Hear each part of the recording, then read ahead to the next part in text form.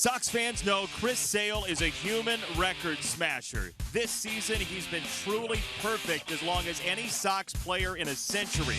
With 9 straight wins to start the year, Sale's closing in on Eddie Cicott's club record of 12 wins in 12 starts to open the year.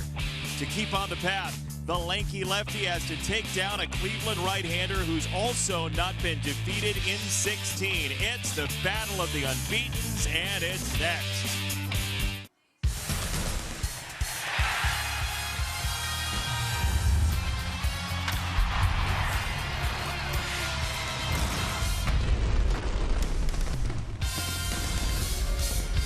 It is a summer-like evening in Chicago at U.S. Cellular Field. The first and second place teams in the American League Central, the White Sox and the Indians in Game 3 of a 4-game set. We welcome you in once again. Jason Benetti, Steve Stone along with you. It's become a holiday in Chicago, Chris Sale Day, as he chases history. Chris Sale has been just unbelievable this year. In 9 starts, he's won 9 games. Take a look at it. He's trying to break a tie. Among the notables, Brandon Webb, Sal Magley, got to go back to 1952 and 1929, and he's looking for number 10 tonight against a team that has plagued them somewhat. Now, it hasn't plagued them this year because he saw them early in the season. As you can see, April 9th, he won that ball game going 7, giving up 6 hits and 3 earned runs, but 5-6 lifetime, his ERA 369 against the Indians, and he just hasn't had the rhythm against that team. For whatever reason they've had his number, that's unusual for Chris Sale. Well, he's half of the battery today. Alex Avila is his catcher, and he's got the interesting situation of catching Chris Sale's stuff. For more on that, here's Sierra Santos. Well, when you got a guy like Chris Sale on the mound, catching for him has got to be a breeze, right? Well, Alex Avila says calling a game is never easy, but Chris Sale does make his job easier. He said in particular, it's Sale's ability to locate pitches that makes his game plan less taxing. And with an unbeaten pitcher, you got to think that being an opposing batter would be incredibly intimidating, but Alex Avila says quite the contrary. Probably makes them want to beat him more. And this is Major League Baseball. There's nobody that's feeling bad for anybody here. That's, you know, because he's the best. Well, the other players on the other team, they're the best in the world as well, and they want to beat the best. So there's no I'm scared of you. There's I want to beat the crap out of you. So Sale noted one of his biggest improvements over last season has been pitching less angry. I asked Avila if it was just a matter of him maturing. He said he's seen this kind of progression in pitchers before where they're finally able to start harnessing that energy and start using it to their advantage. From down here on the field, let's go back up to Steve and Jason. Well, thank you, Sierra. And, you know, there's always somebody on the other side of the V, too. It's Josh Tomlin, who's unbeaten for Cleveland. He's been terrific. He's 6-0, and Chris Sale looking to derail him here tonight. Sox and Indians coming up next.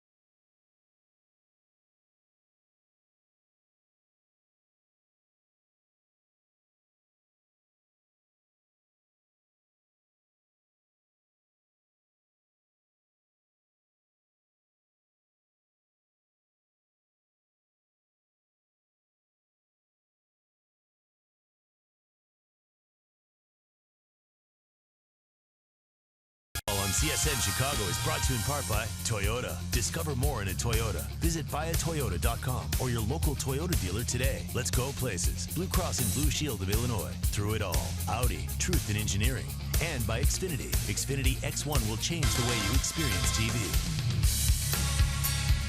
Beautiful day for baseball. Feels like summer at U.S. Cellular Field. Cleveland's 23-20. The Sox are 27-19. It's a 2.5 game spread in the American League Central. And Chris Sale on the hill for the Chicago White Sox to face this starting lineup for Terry Francona's Tribe. It starts with Rajai Davis, who leads off for the second straight game.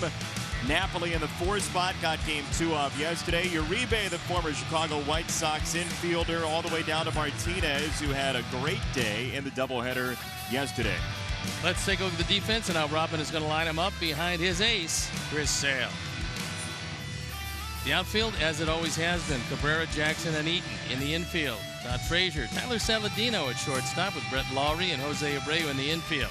Alex Avila gets a nod behind the plate, and our Lexus Pursuing Perfection starting pitcher is Chris Sale. Sale's been brilliant. 9-0, ERA 158, 62 strikeouts. And for a guy that's not going after strikeouts this year, that's pretty good. The umpires for the game tonight. Kerwin Danley is behind the plate. Toby Bassner is at first. The crew chief Joe West at second. Andy Fletcher at third. A beautiful night for baseball. An exciting pitching matchup. 2 undefeated pitchers. Chris Sale goes for 10 in a row, and time to start the ball game. So I'm throwing it to you, Jason. Thank you very much, Mr. Stone. The Lakeland lefty Chris Sale is on the mound to face Rajai Davis, the 35-year-old outfielder. Sale going for 10-0 in 10 starts. Will be the first time in over 30 years in Major League Baseball that happened. He has strike 1 at 7-10. He's psyched up tonight because that 196, top of the zone. 0-2. He probably read the numbers and realizes that Rajai Davis has had a good run against him, regardless of what uniform he's worn. Hitting .320 against Sale lifetime.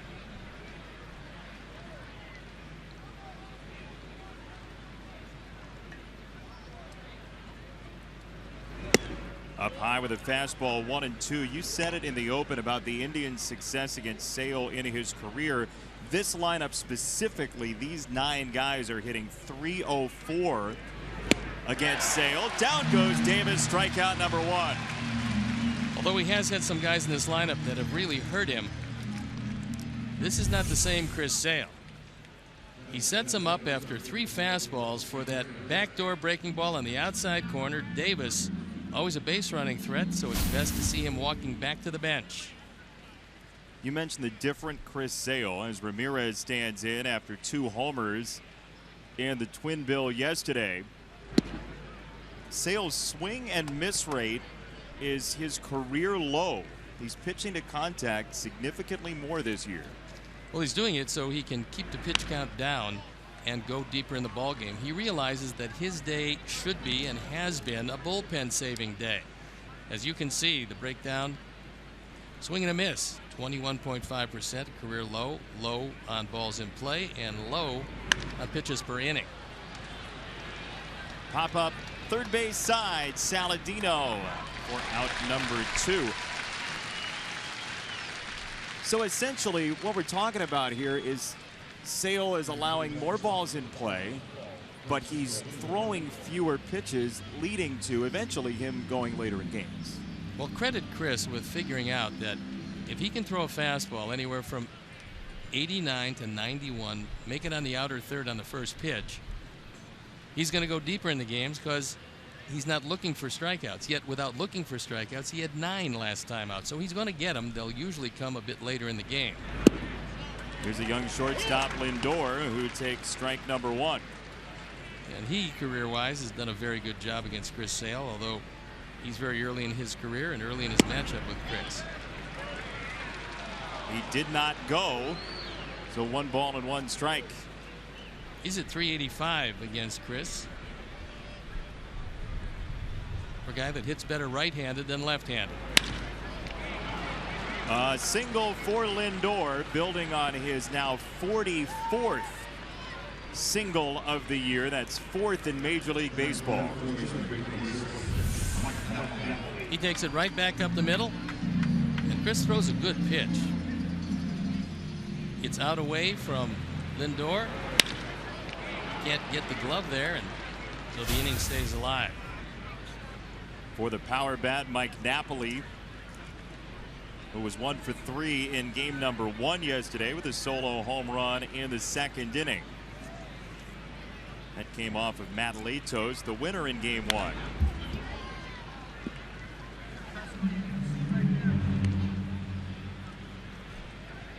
Although a lot of guys in this lineup can hurt you, the one guy you think about with the long ball is Napoli, who's got 8. Santana also has 8, but he doesn't have any right-handed, and that's how he's going to be looking out at Chris Sale. So you worry about the man at bat as far as hitting the ball out of the park. Lindor at first, 1 strike from Sale. 1 ball, 1 strike. Mentioned Chris Sale trying to get to 10-0 in 10 starts. Last guy to do it in the majors was Andy Hawkins of San Diego back in 1985. Really a tremendous accomplishment, and hopefully he can hold the Indians at bay. The reason they got Napoli in the first place was to give them a right-handed power presence, because with Kipnis, with Brantley when he's healthy, with Santana better from the left side, they needed some balance, and Napoli gives it to him.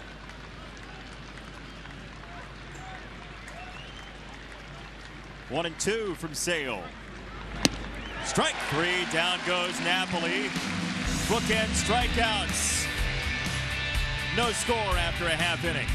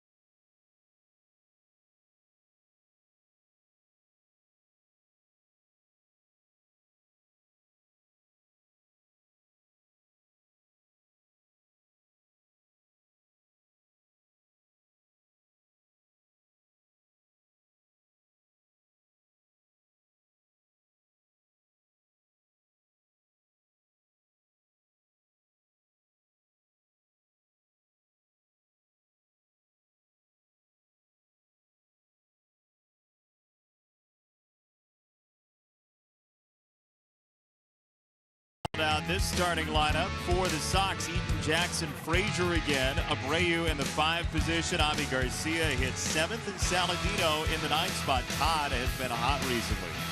Let's take a look at the defense, and now Terry Francona is going to line them up. It's Bird, Davis, and Martinez in the outfield. Martinez with a very good arm. Uribe, Lindor, Ramirez, and Napoli in the infield. Chris Jimenez behind the plate, and our Lexus pursuing perfection starting pitcher is Josh Tomlin. In 7 starts, he's 6-0. His ERA 3.5. He has some trouble keeping the ball in the ballpark. Those 8 home runs allowed. He's given up a home run in his last 5 starts. So hopefully that trend continues. It's warm at the ballpark, which means it's going to be very lively, and Tomlin will throw the occasional high fastball. His first pitch to Eaton is in at the corner for a strike. We're going to see a guy that uses a cutter, has a good curveball, and pinpoints his fastball, normally with very good control. Eaton goes after it and blasts off right field. Martinez back and out of Eaton. Christens this game with a solo home run.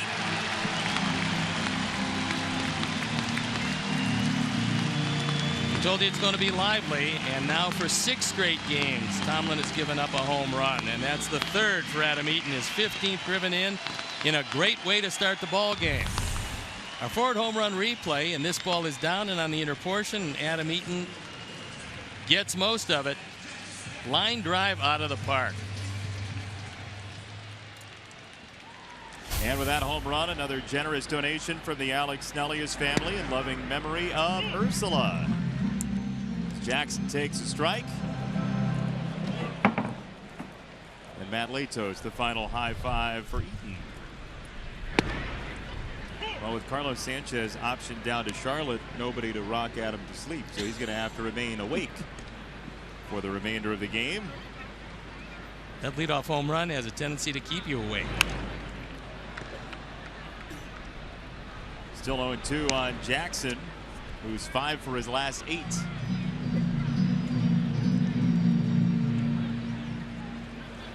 So Adam Eaton with his 5th career leadoff home run to a 1-0 advantage.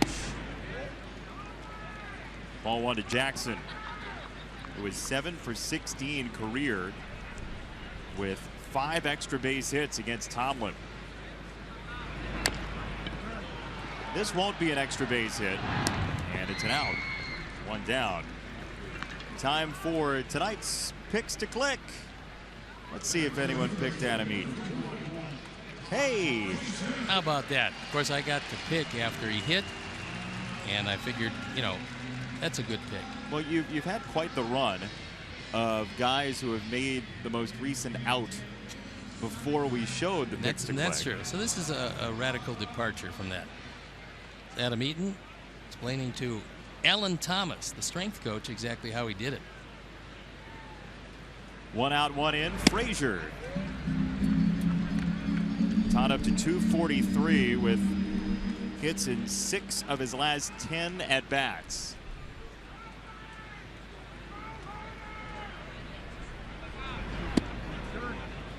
A soft strike from Tomlin. Tomlin drafted by the Indians in the 19th round of 2006. Now he started in Mahoning Valley, so he was a very good starting pitcher early in his career. Had a pretty good year in 2011, 12-7. That's more than respectable. Last year, 7-2 with the Indians, only 10 starts. So he had a right shoulder problem. He's a junior college pitcher, two-way player, then transferred to Texas Tech to complete his collegiate career. Frazier, a Rutgers guy, Jersey through and through. 2 balls, 2 strikes. Squib foul. That was a good cutter. That ball was off the corner, and Todd was able to stay alive. So it's going to be at least a 6-pitch at bat. You see where Jimenez wants it, and Frazier was able to spoil a pitch that normally is a put-away pitch against most guys.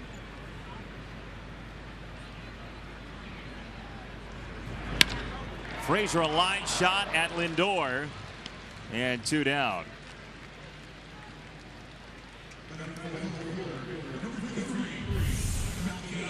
Can't hit it any harder, unfortunately. There's been a man there since they invented this game.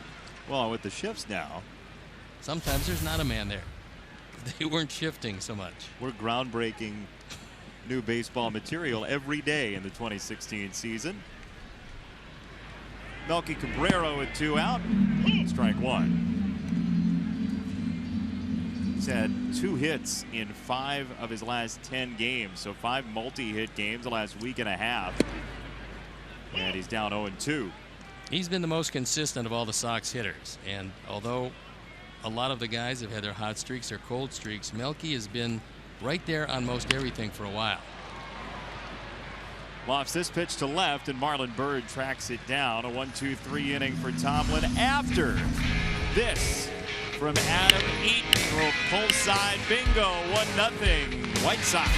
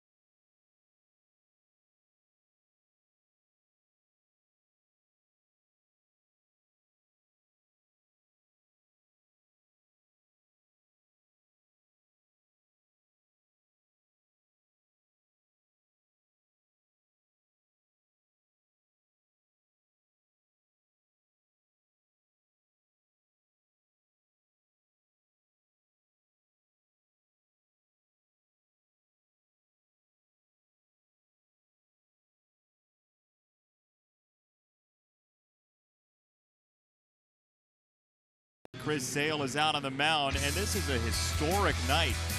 Just 4 times of matchups featuring pitchers of 6-0 or better. How about that? Well, I got to tell you, that year, 1904, Jack Harper was throwing it real well, but not as close to Joe McGinnity. For the New York Baseball Giants. But absolutely amazing that it's only happened 4 times. But it shows you how difficult it is to do and how difficult it is to get those matchups. Normally you'd say somebody's got to lose tonight, but that's not true. They could both get no decisions. Yes, they won't, but they could. You're sure of that? Yeah, I am. Santana takes a strike from Sale. Of course, I won't be around after the game for you to call me a liar if it works out that way. Once again, your exit velocity comes into play. Ball to strike on Santana. Talked about Santana, a good hitter right-handed, but much more powerful left-handed.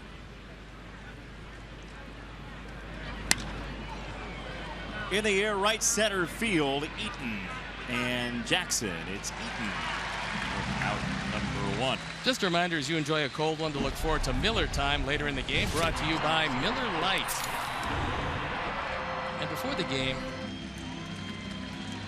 Sierra Santos talked to Alex Avila, and she was talking about the anger aspect, throwing pitches in anger. And I've always felt that although there are some very emotional sports, there are some sports where anger works well.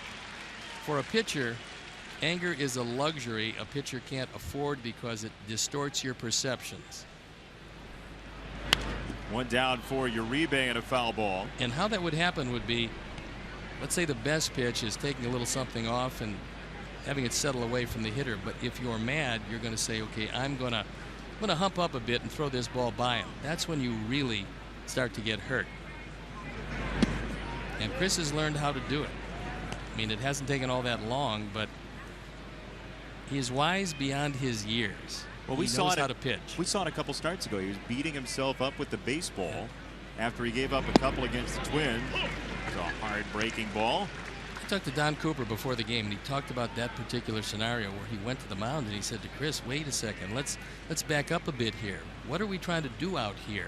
Because Chris was so amped up. Swing and a miss. Strike 3, 2 down.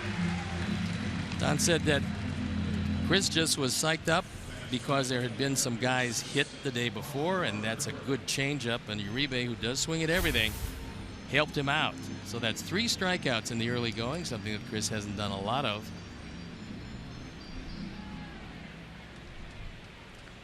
And here is Marlon Byrd.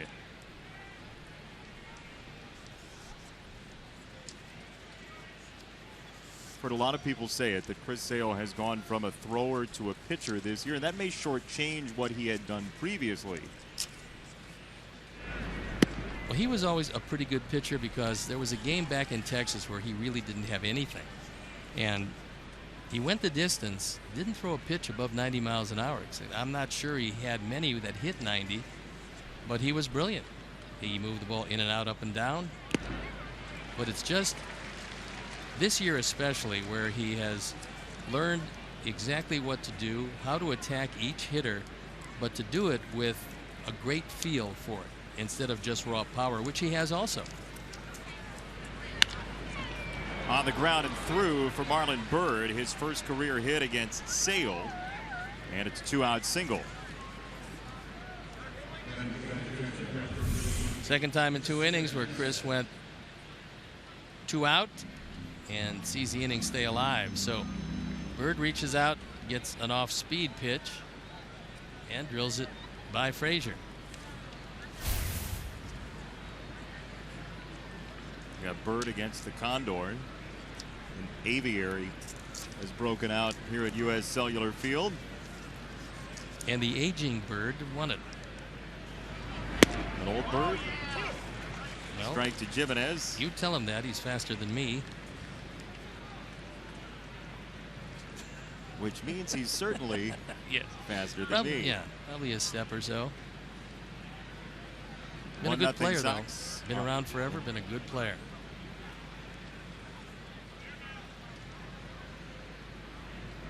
Throw on him from Sale.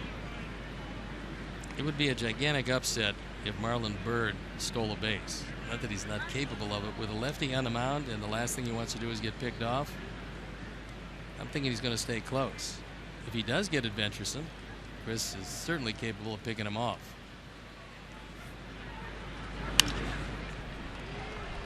Right side, foul ground. Abreu and Eaton. And foul. That ball tried to come back, and then Adam Eaton wisely avoided a collision that he would have lost.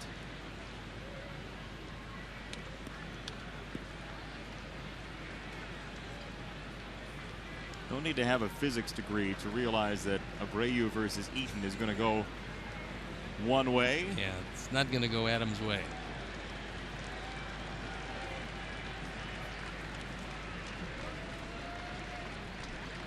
Two strikes on Jimenez.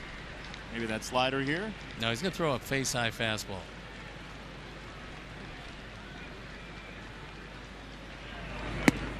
And he got him. 4 punch outs for Chris Sale. 1-0 Sox.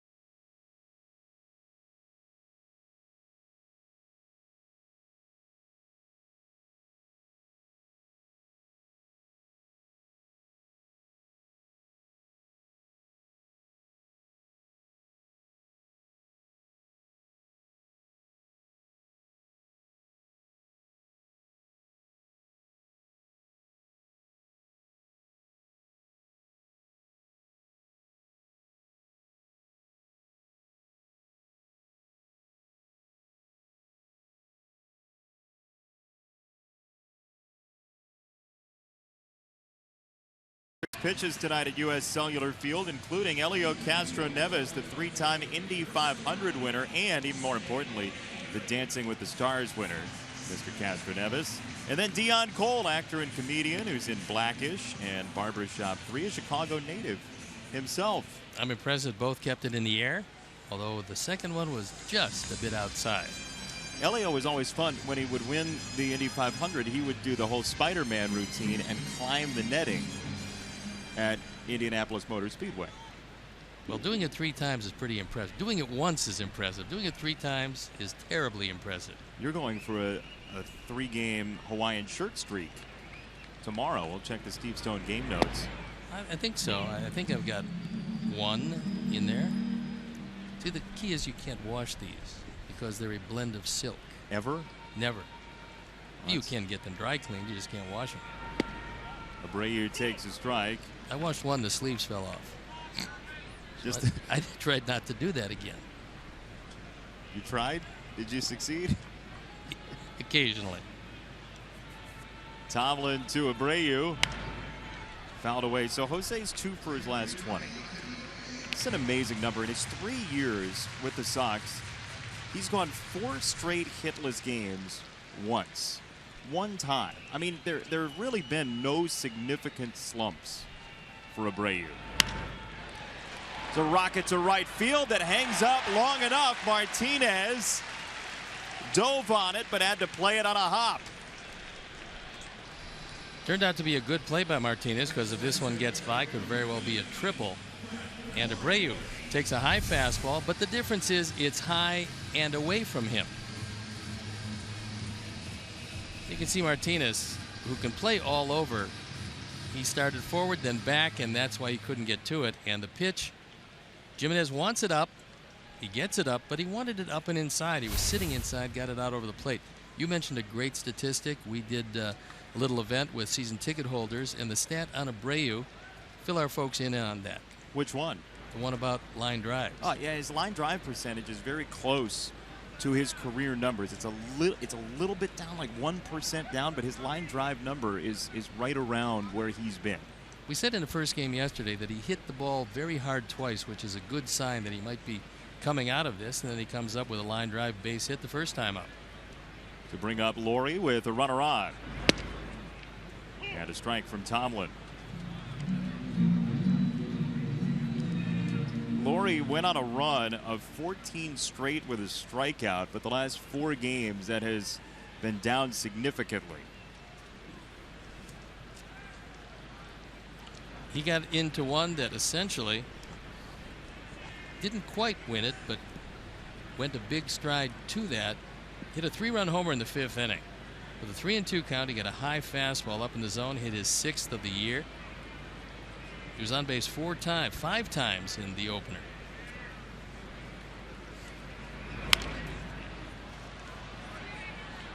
Ringgold foul by Laurie. 2 strikes. News out of Boston, by the way. Jackie Bradley Jr. is at 28 straight games in his hit streak. Pretty remarkable run. And he got it off a left-hander. He's a left-hand hitter.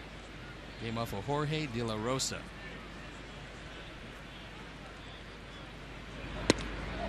Called strike 3, inside corner to Laurie. This one barely caught the inside corner. It's a good pitch when you're ahead, and Jimenez actually moved the glove back into the zone, so he did a nice job of framing it. It wasn't a yank back in the zone, just a gradual little movement. He set it up well, and Tomlin got the strikeout. So 1 on 1 out for Avi Garcia, who was 1 for 3 in yesterday's twin bill. So Jackie Bradley Jr. with that hit streak. Xander Bogaerts coming into play today was at 16. The Red Sox are just tearing the cover off the ball. And a very large left-hand fellow who claims at 40 he's going to retire after this year continues to torment pitchers around baseball. He's hitting in the 320s, the high 320s. He's hitting in the high 30s as far as runs batted in are concerned. I mean, it's been a remarkable year. 2 strikes on Avi Garcia.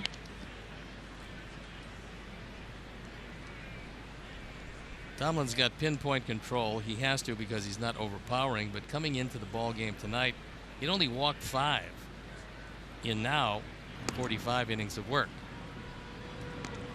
What we were saying about Abreu, that line drive percentage dropped a little bit after yesterday's doubleheader, but he's still in the range of last season. So a couple percentage points down, but still very close, as he's got one here. And he's over at first with 2 down. Garcia checks his swing. 1 ball, 2 strikes.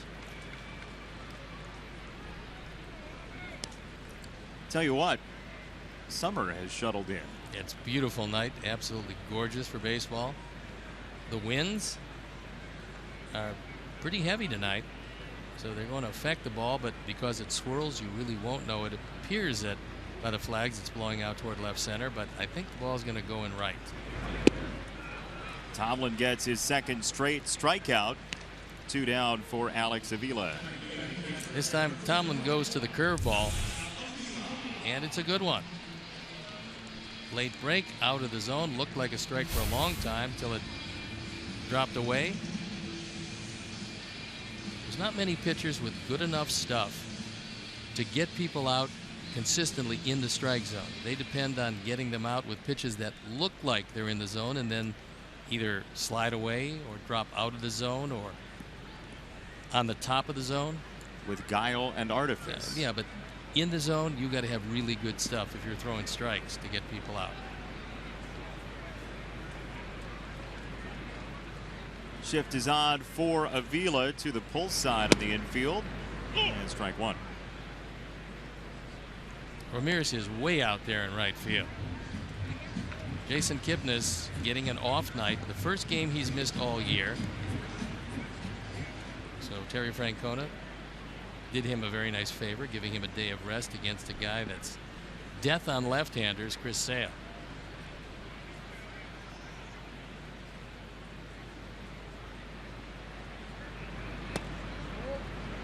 1 ball, 1 strike to Avila. Sox leading 1-0 on the Adam Eaton solo homer to lead off for the Sox in the first.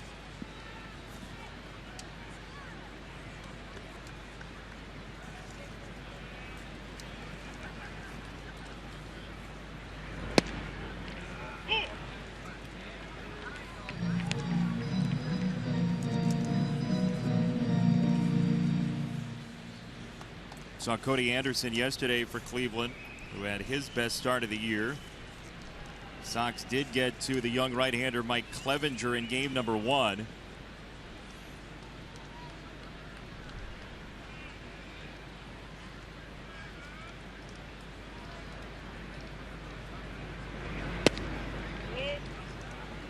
Two and two. The outfield playing him straight away. The infield, we showed you the radical shift. And when Alex is going well, he will drive the ball to left center field.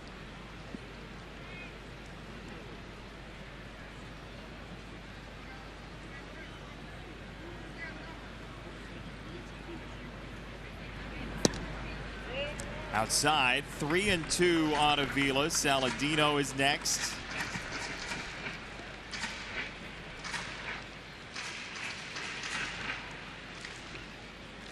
Alex sees so many pitches, he probably should be number 32, because we've seen him with a lot of full counts. He will patiently wait for the pitcher to make a mistake.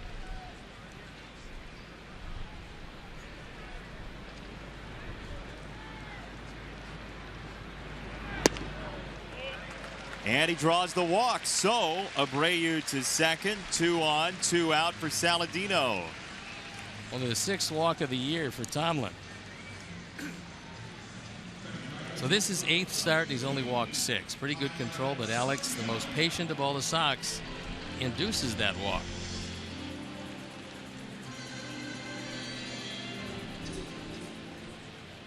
For a patient team in the first place, the Sox have been pretty much all year top 10 in pitches seen. They're 8th currently starting play today. Strike to Saladino. Tyler's been hitting it hard, and in the month of May, covering 9 games for him, hitting a robust .355.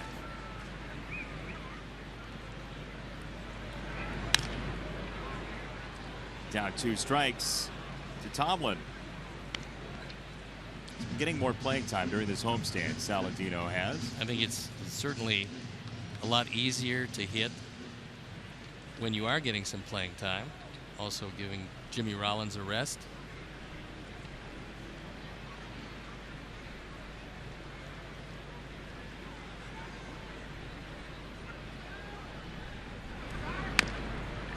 Tapper back to the mound. Tomlin accepts it, and that will do it for the Sox here in the second inning. 2 left on.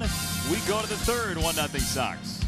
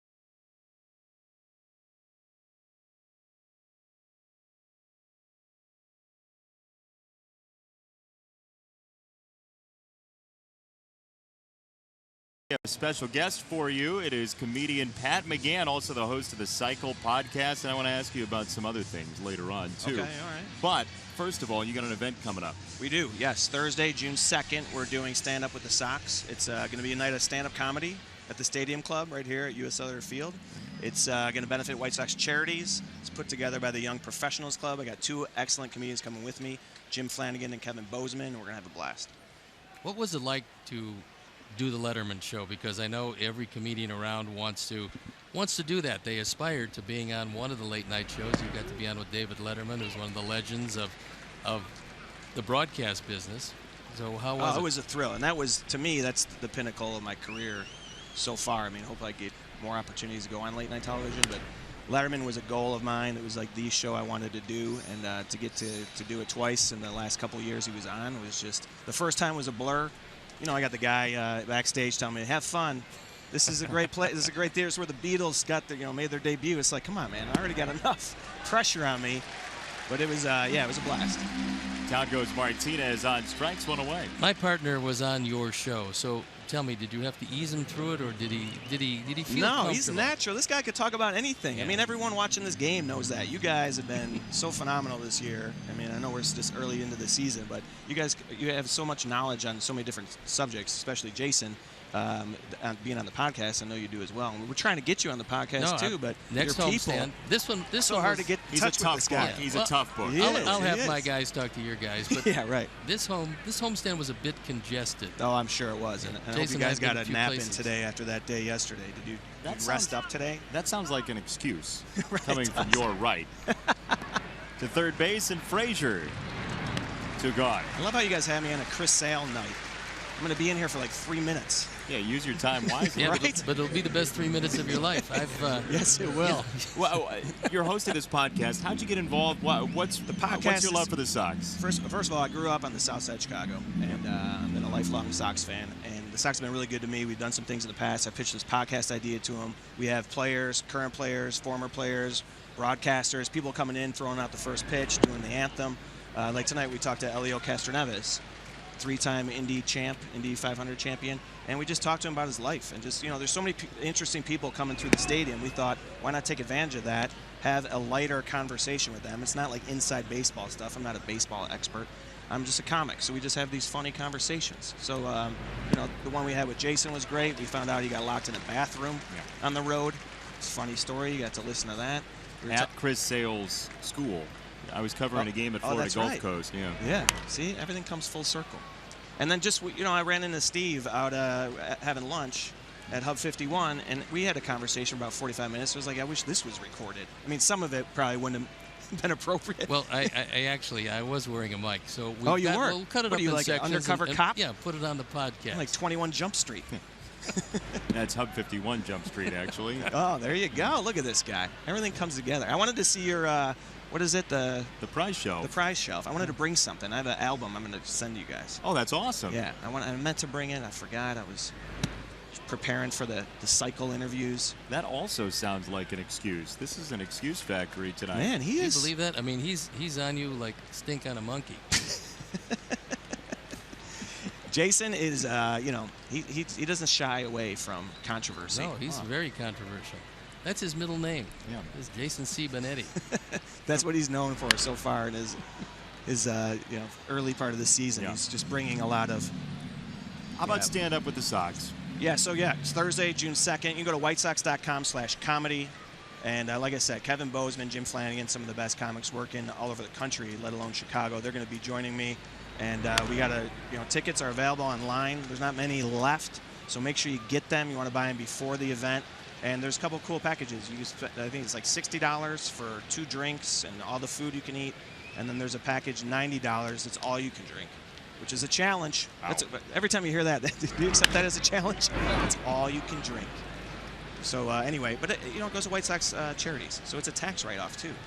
There's some benefits and you guys, to this. I mean, look, there's always a hook to everything, and you guys have that deal where you get one drink and a big guy comes out and says that's all you can drink. Yeah, is that kind of the object of that?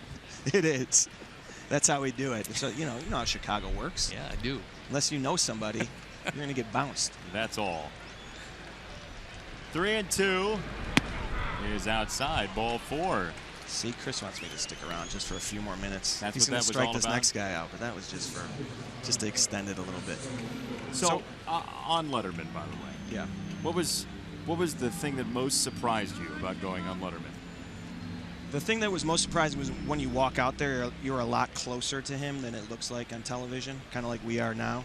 You know, we're like right in each other's grill, right? This is closer than people probably think. This is why you have the Altoids up here. I'm sorry, I couldn't hear you because you were on top of me.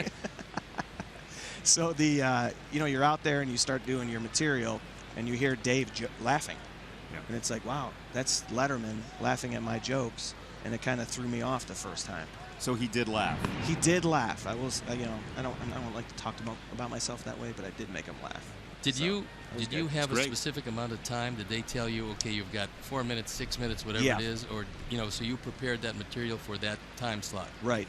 They approve everything. It was a 4.5 minute set, and then when you do it in front of a live TV audience, it kind of pushes out to about 5 minutes, which that's what they're shooting for, 5 minutes. But it's 4.5 minutes approved, and then hopefully if things go well, there's laughter and some applause, then it'll kind of push out to about 5 minutes. That has to be exciting. I mean, obviously, when you said that was your goal to get a chance to do a show, and then you got to do it twice, so you must have done real well the first time.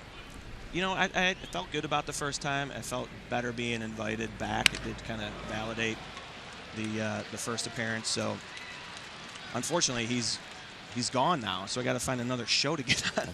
Well, you already did our show now. Yeah, so right. You can cross This was that my off. other goal. Lindor is single, so first and third, 2 down for the Indians, who have built 2-out rallies a couple times now in this team. Okay, so we have extended your appearance with 2 hits, but can we cut it off now and get him out of the inning? Yeah, maybe I should leave. I don't want to be the guy that kind of. No, I mean, let him naturally make this out. Yeah. See, now he's backpedaling. He actually wanted you to leave right now. See, it's hilarious because I see other people come in the booth. I watch, like, if I'm home, I'm watching the game. Yeah. And sometimes I'm like, all right, come on, tell us what's happening here. So go ahead. Let's see what he does here. Napoli. You do the play-by-play. He homered last night. You want me to? Yeah, all right, go for it. Oh, that was inside. Ball 1. All right. Napoli, you guys remember him from played for the Angels, right? Yeah. Texas. Yep. Kind of a bit of a journeyman. Found himself in Cleveland. And here we go. Ramirez on third. Sal looks in for the sign. Here comes a 1-0. That's a strike. Attaboy, Chris. Now 1-1 is a big pitch. This next pitch, we always, as a baseball fan, this is kind of gives the advantage to the hitter or the pitcher. Well, this is where you tell people what's going to happen on this pitch. Well, Avila just looked in the dugout for a little sign to see where they want to go with it. Looks like he's going to set up, bust him in a little bit, probably low and inside. Maybe a hook. There it is. Missed the spot. 2 balls and a strike. Steve Stone's rubbing off on you now. He usually is the one to tell us what's Well, going to happen. for all you youngsters out there, this is what you want to do. A little That's lampoon of Mr. Steve is like, what was it, Carniac? Was that the guy who predicted the future when Carson, that character? Carnac, yeah. Carnac? Yes. Steve is he's got he's like a fortune teller. Oh, boy. Well hit left center field. Austin Jackson can't get there. The Indians are on the board. Melky bobbles it, and Cleveland takes the lead. Pat, get out of here. Yeah, no, everyone hates me now. All my buddies are texting me, what were you doing in there? I mean, if we can wrap it up, we'll wrap it up. You want to leave? Is that what you're saying? I don't want to leave, but I am a little bit superstitious. Let's take another look, and this one drifts on the inside part of the plate. Now, it looked like at the last instant, Austin realized that he couldn't get to it. Melky has some problems here. If he catches it cleanly, there's a chance only 1 run scores, but I'm sure he's going to be given 2 runs batted in. So just like that, the Indians have the lead. And this is a team, Pat, that has hurt Chris Sale. He is under 500 against the Indians, which is somewhat surprising because that doesn't happen too often. Yeah, that's saying a lot. A guy who's been that dominant. Called a triple. And Sale misses inside to Santana. And it was called a triple by Bob Rosenberg, correct? He's the scorer. It was. Yeah, we had a little chat with him. Did you? For the cycle, yeah. He had some funny stories. Because he also was a scorekeeper for the Bulls for years. He had like a Wilt Chamberlain story, and he was mentioning guys I had to like look up. Where can people find, by the way, forever. where can people find the cycle if they want to subscribe? Well, great place to start. I think the easiest place is iTunes. Go to iTunes, and a lot of people just have that podcast default right on their iPhone. You can download it there. You can go to MLB.com, go to WhiteSox.com, and find it there. But if you just did a Google search on the cycle, and you would find it. And you can subscribe. We'd love you to subscribe. We've done some things. We've given away a Chris Sale autograph hat. I think we're ready to give away a. We're talking tonight about an Abreu bat, signed bat. So our listeners are able to get that if they're listening to an episode and they give us a review or shoot us an email. They're in the running for that. And we got real prizes. We don't have like autograph Altoids. Excuse me? No, but they're going like hotcakes. Did you say I never want to come back here ever again? They're going like hotcakes. I love the autograph Altoid. Is each Altoid autographed? Oh, we could start doing that with a very fine pen. 2-2. And fouled away again by Santana. You can contribute to the prize shelf. I will. I'm going to send you guys an album. I certainly will do that. In the meantime, Chris Sale has made 53 pitches, which has turned into a little more of a workload early in the game than he would have liked. 3-2.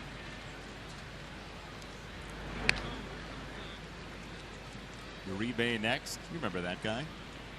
Yeah, I saw him homer last night, and it seemed the game wasn't out of hand when he hit it, but I like the split screen you guys did on how his swing has not changed much since he was here. And, well, you guys used the 05 clip. That's ball 4, 2 on, 2 out, and Avila goes to visit Sale. All right, so Mike Napoli on his way into third. Yeah, that looks a bit like a lawn dart. He looked like he was hungry. He eat some of this dirt on the way in. That's a guy that doesn't triple very often. No, but yeah, looks like he doesn't do the head first slide very often. Now, is that something that they're going to give him? They're going to ride him for when he gets back in the dugout? I would certainly hope so. And he doesn't want to repeat that. He's got a lot of dirt in that beard right now. I have to get like a dust buster. You don't see the shoulder full of the infield. Yeah, it looks like he was working in the yard. So Don Cooper has had his say, and he walks back to the dugout as Chris tries to extricate himself from what has turned into a very tough inning. How about this 9-0 start, though, Steve? Have you seen a lot of guys? How many guys have you seen have a start like this? Personally, nobody. Yeah. He's been absolutely magnificent. Done everything right, and that was a very good chance with a little offense tonight. He gets that 10th. Because there is a long way to go in this one. In the air, left field side and foul. Oh, man, that's where I was sitting, and I came up here to do this interview. That would have been mine, I think. I think there are some people at home saying that the superstitious types are saying, well, Pat, yeah, why don't you head back over there? Hypothetically, if you never would have left your seat. And as a parting gift, we're going to give you the Connor McKnight sunflower seeds autographed. Oh, that's great. It's been here a while, and Connor wants to remind people to just do it for the kids. That's what he was telling me. Is that what he wrote on here? He's going with that. Do it for the now. kids? Yeah. You know what? If you see him, by the way, just tell him you won something. You won Sox math. Yeah. I think I'm going to the radio booth from here. Yeah, he might be over there. I don't know if he's... Does he hang in the booth during the game? I think so. He should be so, over there. Uribe is known for being quite a character, and we've asked a couple guys that were here in 05 for some Uribe stories, most of which I can't repeat. But this guy, I mean, how about it? In 05, he was like a veteran. Yeah, like he's been around a long time. Also, he's been pretty much beloved wherever he's gone. He's a great teammate and a fun-loving guy. 1-2. The strikeout here would be very fun-loving. Yeah. This would endear him to many more Sox fans. He's going to swing at a slider in the dirt if Chris wants to get it there. It doesn't have to be in the zone because he does have a nose-to-toe strike zone and hasn't met a pitch that he doesn't like. That's what he got him in early in the game, right? 2-2. Not a piece. Yeah. Pesky. You've been described as pesky. I have. I have been pesky. We were talking to Helio Castroneves tonight, who's with Penske, is his sponsor. Ah. How about that segue? He's been described as Penske. I asked him if he listened to our podcast while he was driving. You know what he said to me? He said, as scary as it is driving in the Indy 500, the biggest fear was coming in on the Ryan tonight. Wow. Oh, come on. Thought he had him there. So Is this how you watch the games at home, by the way? You scream at us? No, I usually have kids climbing all over me. We got 3 little ones. So I was gonna say, I hope I more have it on. kids. I have it on right now with like an eye on my kids, an eye on the game, and then I really settle in around. What time is that? I really settle in around 8:15. Crowd getting behind Sale. 2-2.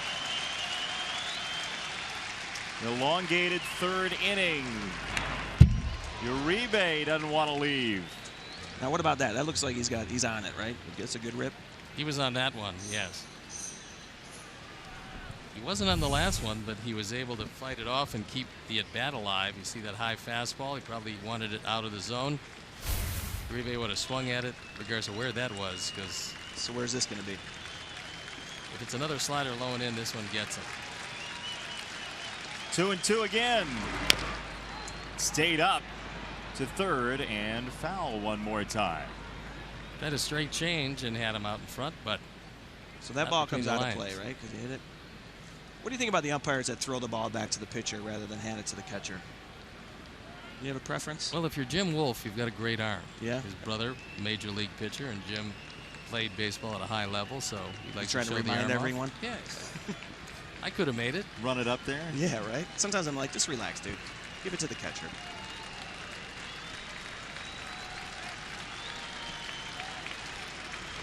Two and 2. Second base on ahead. 3-1 Cleveland. I'm going to get hate mail. Going to or are currently. I should check my phone right now and just see. How about this inning? This is an inning unlike any we've seen. Okay, don't rub it in. You know what? I told my buddy that today. I'm like, you know, Chris Sale's pitching. I'm going to go in there. It was a pretty good changeup, just barely over the head of Laurie. Yeah, I got a couple of texts here. Get out of there. We get it. It's Thursday, June 2nd at the Stadium Club. Stand up with the Sox. We heard it. Get out of the booth. You know, if there's a Q&A for that, you're going to get like 9 questions about how you harmed Chris Sale's perfect start. They're going to come back and win this game. And then I'll come back and like we won't even need a bottom of the ninth. If they come back to take the lead, the Sox come back to take the lead, and you have been sent away while that has happened, you're never ever coming back. Don't you know how superstition works? When was the last time you encountered a ladder? Were you superstitious, Steve? Anything weird you did? Very much so. Yeah? Yeah, still do. Oh, you mean weird or superstitious? Superstitious. Oh, yeah, very. Yeah? Yeah. What was your pregame thing? Well, it depends on where I was. Let's take it home. Same place to eat every day I pitch. Same walk. Same bookstore I always went to. Every day? Every day I went to the pitched. bookstore? Yeah. You buy anything? No. You'd have a hard not. time today. Are There's not you many kidding? bookstores. No, but you try to, you know, I was told by somebody who knew nothing about baseball that you really aren't good enough to be totally inconsistent off the field and then go to the field and expect consistency. So get a pattern that you associate with winning. And it's pretty much like A, B, C, D, E, F, and G is winning, and then it'll work out well for you. And I was 22-4 in 2 years when my arm was still mostly attached in Memorial Stadium in Baltimore, and that proved exactly correct. A winning pattern provides you with a lot more wins than you normally would have gotten. So, yeah, I was very superstitious about that pattern. Sure. No, I can imagine if you're successful, I would keep doing the same thing too. As we I try to just do haven't here in been the booth. successful in anything yet, so I haven't. Now that is not true. No, look, we've been, I mean, in this game, everything was really going along well. And you have proven to be the cooler. So, William Macy, if you've seen that movie. I have. That is me. Oh, man. Anyway. I mean, as a comedian. You guys want to come out Thursday, June 2nd. A lot of laughs that night. The Sox are off that night. That's why we're doing it that night. Let's come out. What a shout out to that power saw in the background. There's we a swing go. and a miss, strike 3. Pat McGann, who never bombs on stage, but only in Chris Sale starts. Thank you for dropping by. It was a pleasure. Thank you, guys. It's been really fun listening to y'all here.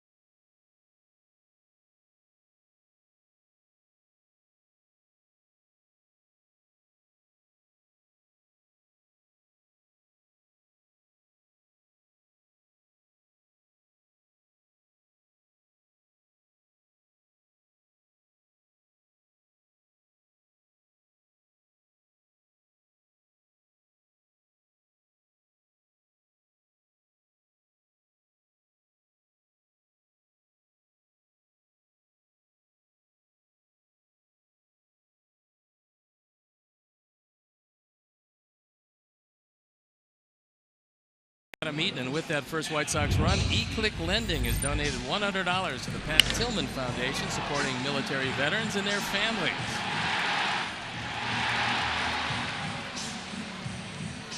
Well, this game has turned. Ball with 2 out, nobody on against Chris Sale. A rare rally against Sale. It started with a walk for Ramirez.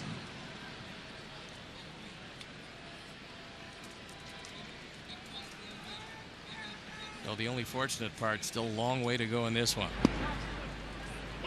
Some work to do for the Sox as Eaton takes a strike.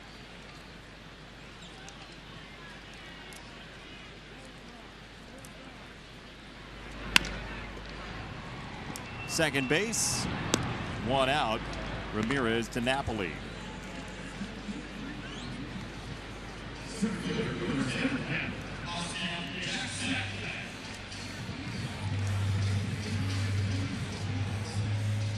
Detroit's getting a bit of bad news. The man they signed for a big free agent contract, Jordan Zimmerman, has a good chance of going on the disabled list with a right groin strain. Anytime a pitcher has anything wrong with his legs, you worry about eventual arm problems. So they have him for a long time, and they certainly want to make sure he's entirely healthy. But that is a mainstay in their rotation.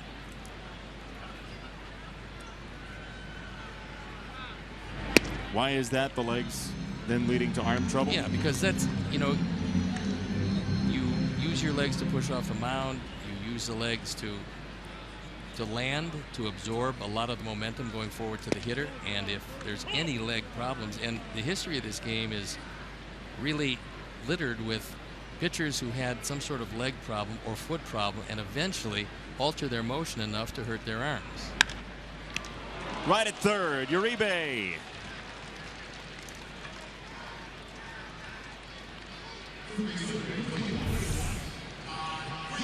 This ball is hit awfully hard, unfortunately, right at Uribe, who catches it with a flourish.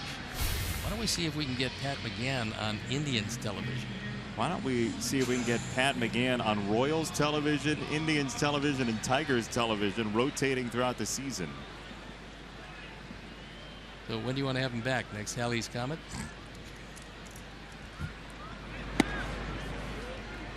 Good ball to Frazier. That may be too soon. He's a great guy. The podcast is fun to listen to. He's terrific, and I am going to do it in the next homestand. You will? Yeah, look forward to it. Ground ball to third. Uribe gobbles it up and sends the offense right back out there. 1-2-3 inning for Tomlin. It's a 3-1 Cleveland lead.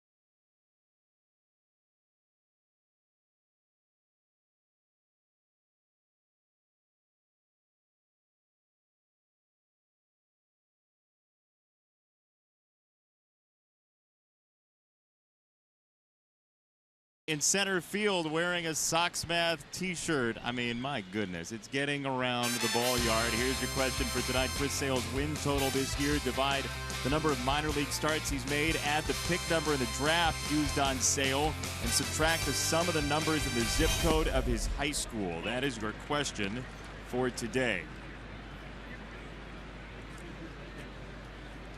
Hashtag Sox Math on Twitter. First correct answer wins a prize off the prize shelf. And there is a fly ball left field and deep. Way deep. 4-1 Cleveland. That ball was absolutely crushed as Jimenez got every bit of it. Just his second home run, his second run, 8th run driven in. And just like that, it's a 4-1 Indian lead. A Ford home run replay, and this is a no-doubter. What the fuck are you guys doing? Let's go! It's a high fastball, and it is a very lively park. That one went a long way. Most runs Chris Sale has allowed this year in any start, and it comes against Cleveland, a team that he's seeing for the second time.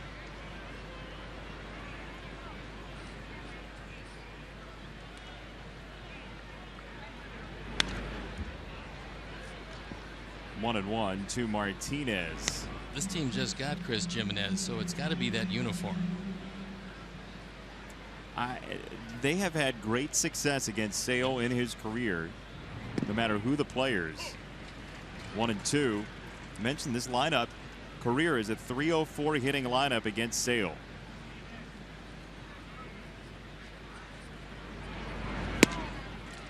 Strike 3. Punch out number 7 for Sale. One more time for the question.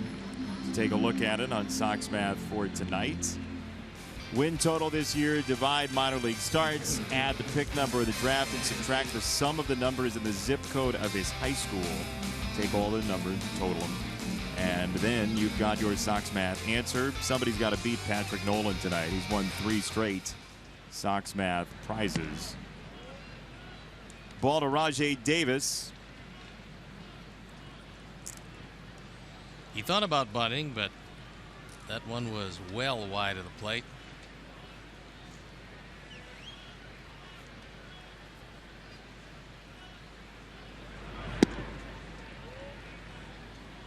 Two and 0. Have you seen anything tonight mechanically for Sale that is suggesting that Cleveland would hit him hard? Only in that he started out throwing harder today than he usually does. The only other time he started out like this was a Minnesota game, and Don was able to back him off. things got a whole lot better. But we saw 96-97 in the first inning, something he really hasn't done a whole lot of lately. And he just ran into a buzzsaw in the third inning. And it all started, and most unusual, and you mentioned it, unusual for Chris Sale. 2 out, nobody on. And then he gave up the first walk he had given up in 26+ innings. And that really started it off in the third. And there's another one to Davis. Third walk tonight for the Indians.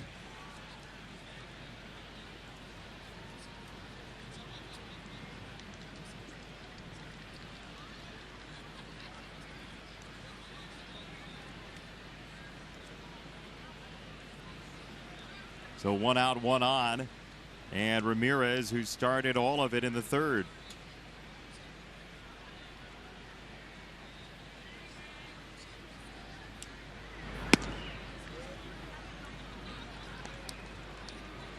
Sale's pitching line is brought to you by American Sale, and it has been pretty so far. And most surprisingly, the 3 walks in 3 1/3.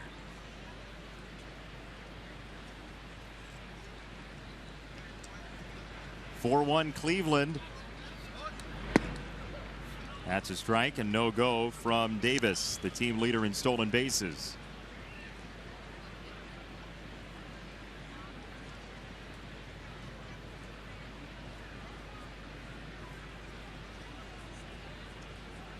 Got a decent lead, a good time for your best move to first base.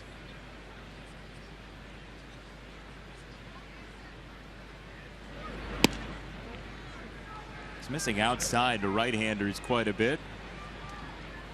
Well, Don Cooper decided with Chris Sale that they would pitch from the extreme third base side of the rubber, which for him allowed him to use more of the plate with both its 2- and 4-seam fastball. That's why he is over on the third base side.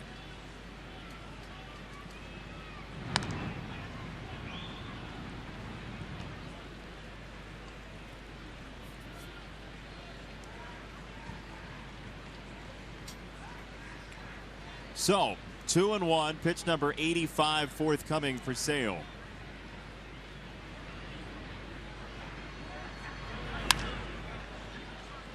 Loud and foul right side, 2-2. Zach Putnam loosening up, and with the amount of pitches that Chris has thrown in a very short period of time, you wouldn't think it would be a long performance.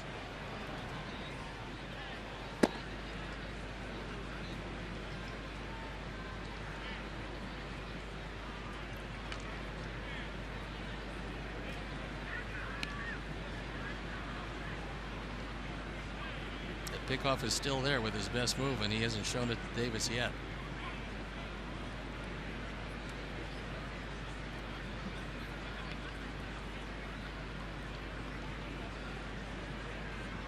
There's a throw to first. Not the A move. No, that was just a token, I know you're over there kind of move.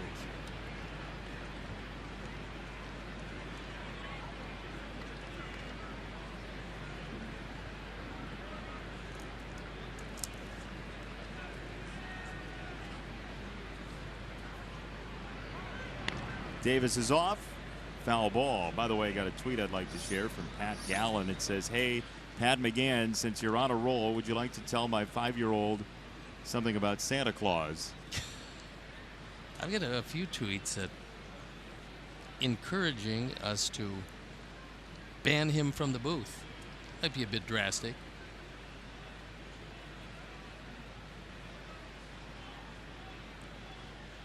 Believing that Pat doesn't like childhood heroes either.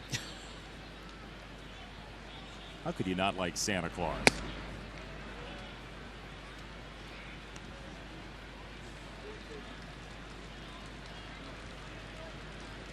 So 3-2 on Ramirez.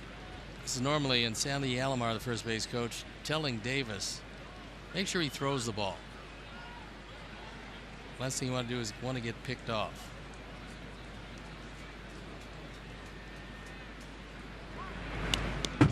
Way outside. And Davis going for third. He is safe.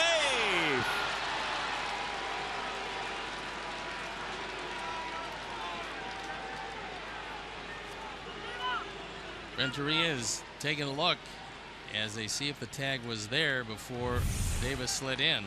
Challengeable play. Yeah, this one gets away, and Alex Avila did not go all that hard after that ball. Had he'd have kept Davis at second base. So the front foot hits the bag. The only question is, did the foot come off the bag?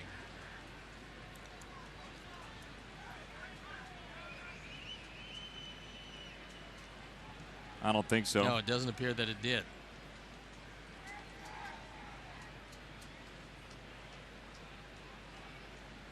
Yeah, he stayed on. So first and third, one out. Base hit. Lindor is 3 for 3, and it's 5-1 Cleveland. Driving in run number 20. The young shortstop is seeing the ball awfully well against one of the league's best, and Robin Ventura is coming out, and that appears to be it as he looks out at the pen, making the sign that Zach Putnam's going to come in. So a disappointing night for Chris Sale, and he'll depart, as will we, and be back after these messages.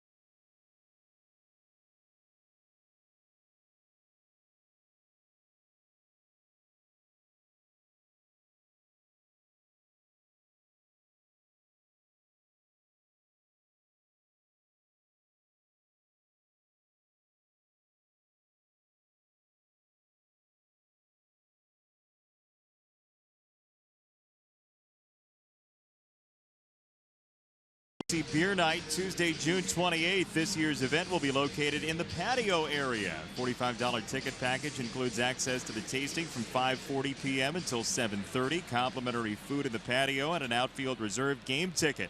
To purchase, visit whitesox.com/specialty.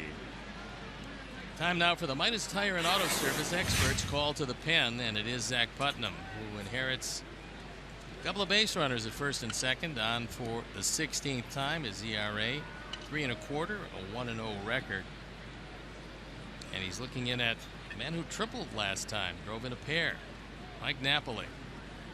He's now driven in 30 runs this year.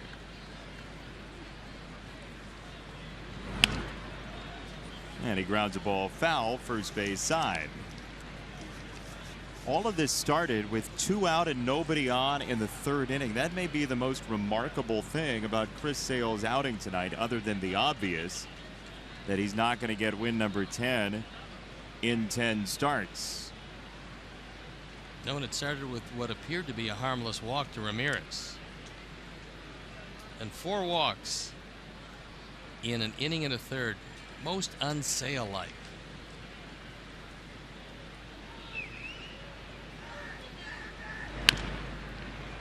Wide of third. Well, when you rely on a guy to be your stopper every time he goes out there and just expect that, at some point, I mean, at some point, somebody's going to hit him. Well, the Indians were a team who's always had luck against Chris Sale. It's quite obvious when a pitcher starts out like that, he's not going 32-0, so there are going to be some rough spots, and unfortunately, this turned out to be one of them. I don't expect any carryover for the next appearance by Chris.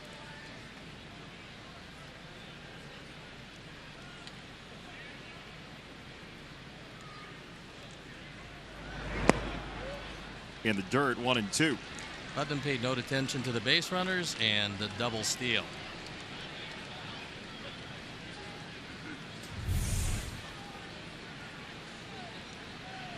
If you only look back once, a decent base runner is going to be able to time that, and they both did.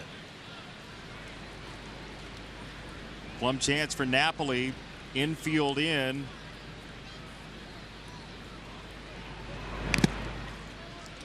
Foul ball. Kerwin Danley asking Alex Avila if he's okay. That ball got a piece of him. 3rd and 9th. Stolen bases respectively.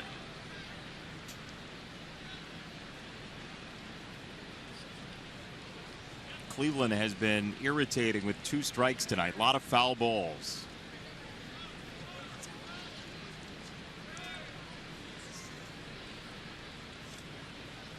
One, 2. Spiked again. 2 balls, 2 strikes.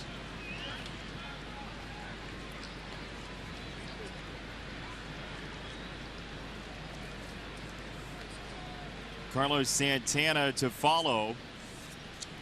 And the Indians, who yesterday showed that they can and will hit the long ball, have broken it out in this game also.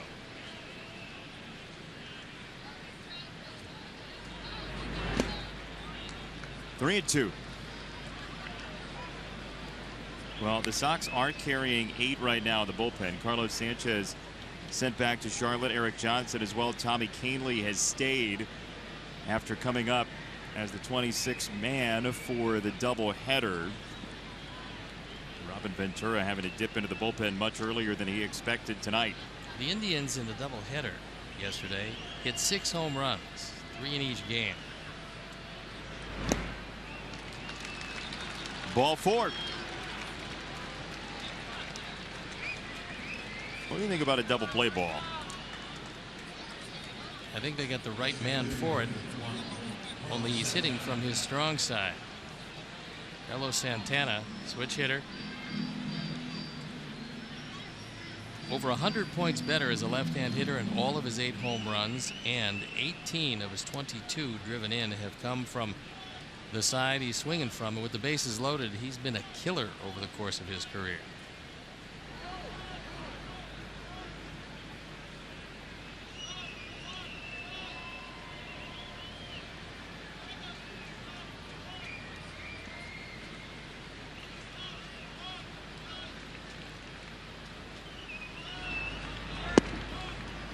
There's a strike, lower portion of the zone. 0-1 on Santana, who walked in the 3rd and flied out to right in the 2nd.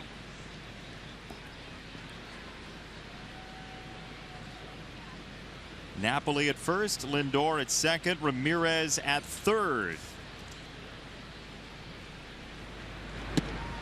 Outside. Santana's grounded into 4 double plays this year, 2 from each side.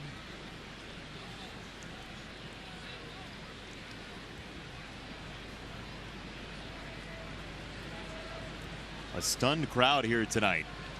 Speaks to how well Chris Sale had thrown in the first 9 starts. He'd won all of them. 2-1.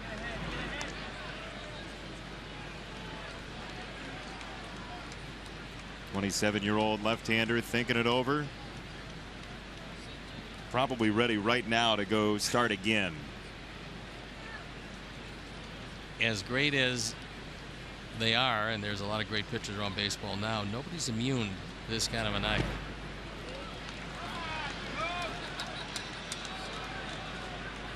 Three and 1.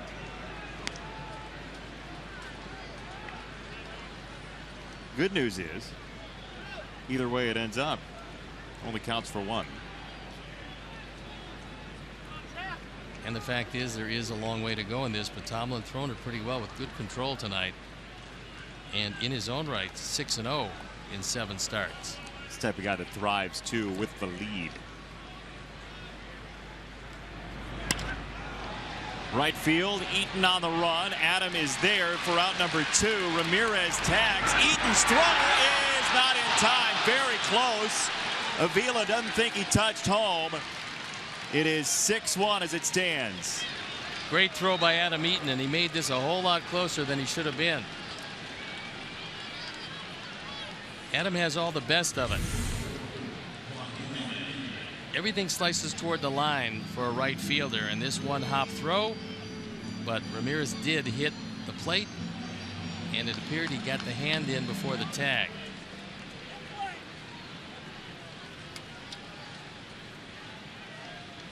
Now, occasionally we've seen on a feet-first slide, we've seen a leg go over the plate, but usually when you're going like he went, the hand gets the plate. Perfect throw. And the hand gets the plate before the tag. Good call by Kerwin Dantley, the plate umpire. Surprisingly, Lindor didn't go to third. So first and second, 2 out.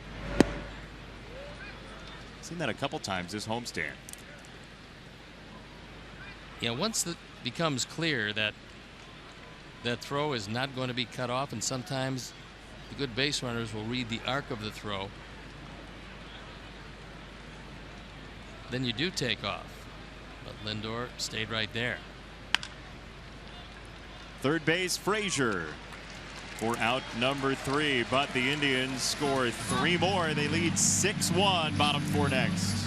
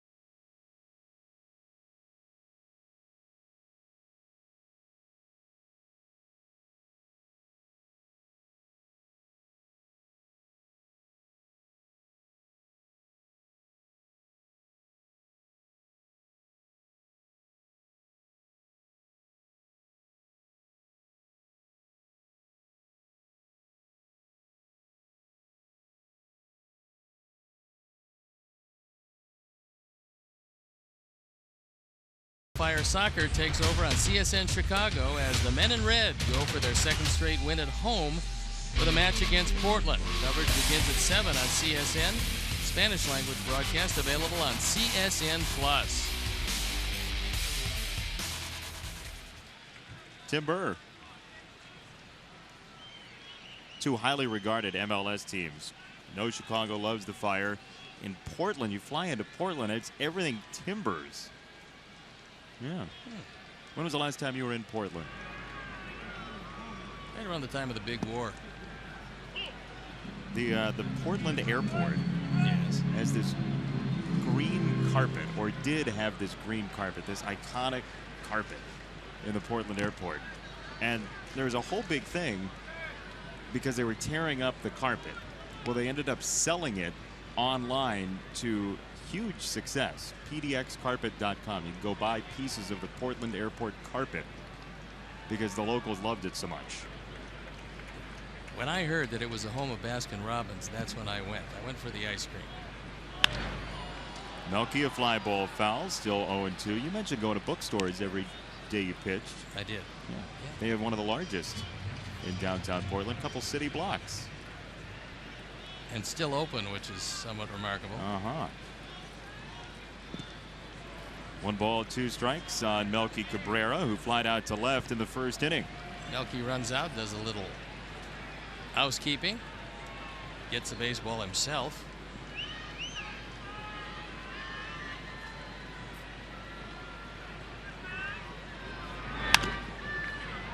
Just wide of third. 21 outs to play with for the Sox, trailing by 5. Tomlin is a strike thrower generally.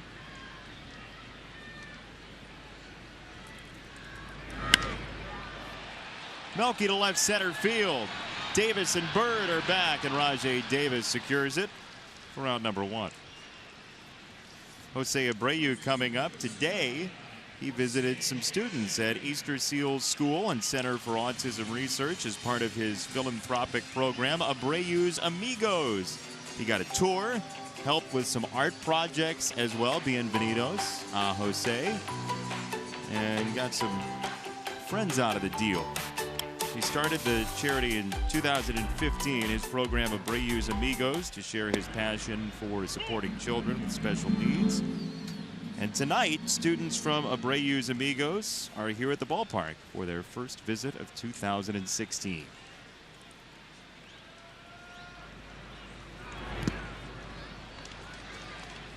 So 1 down, and there they are. There's a look at them. The T-shirts are great. Unfortunately, they're not all that happy with the score. So with 1 out, 0-2, and inside to Abreu.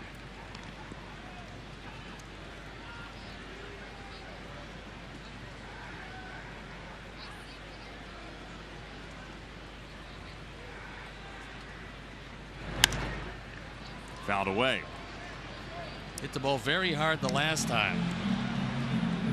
And a sinking line drive was not able to be played by Martinez in right.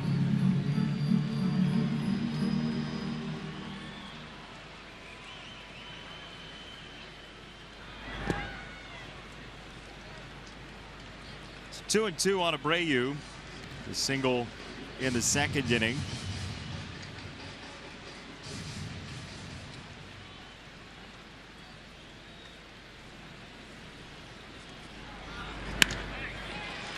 Well hit left center field, ticketed for the alleyway from Abreu, who is 2 for 2. If nothing else comes out of this game, the fact that Jose Abreu has twice hit rockets is going to bode well for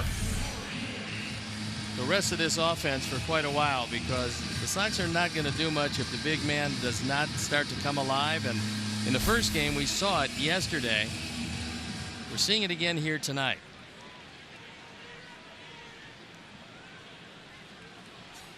That's good news for the Sox, and certainly to have it come in a start that Chris Sale wants to have back. Isn't the greatest? Laurie to left center field, and he's going to drive home Abreu. 6-2. The comeback is on. RBI number 20 for Brett Laurie, and he tattooed that one. 1 hop off the wall, and one of the things we said about this particular ball game, there was a long way to go. And the one thing that I have not seen out of this ball club this year is any quit at all. And so they're going to battle back. They want to get into that bullpen as quickly as possible. This is not the overwhelming pen that the Kansas City Royals have. So Abreu scores easily. Back-to-back doubles with 1 out here in the 4th. And Avi Garcia looking for more. Little visit from Greg Sparks, the assistant hitting coach for Jose, who just scored run number 18 of his year.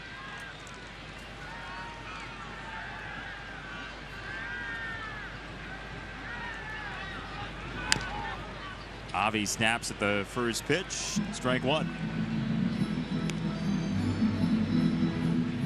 With the heat, which is currently 85 degrees, this ballpark is a great place to score runs.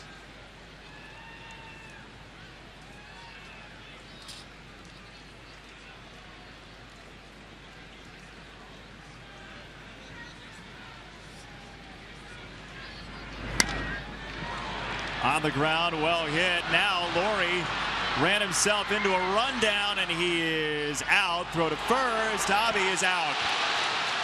Oh boy. Oh, that's some terrible base running.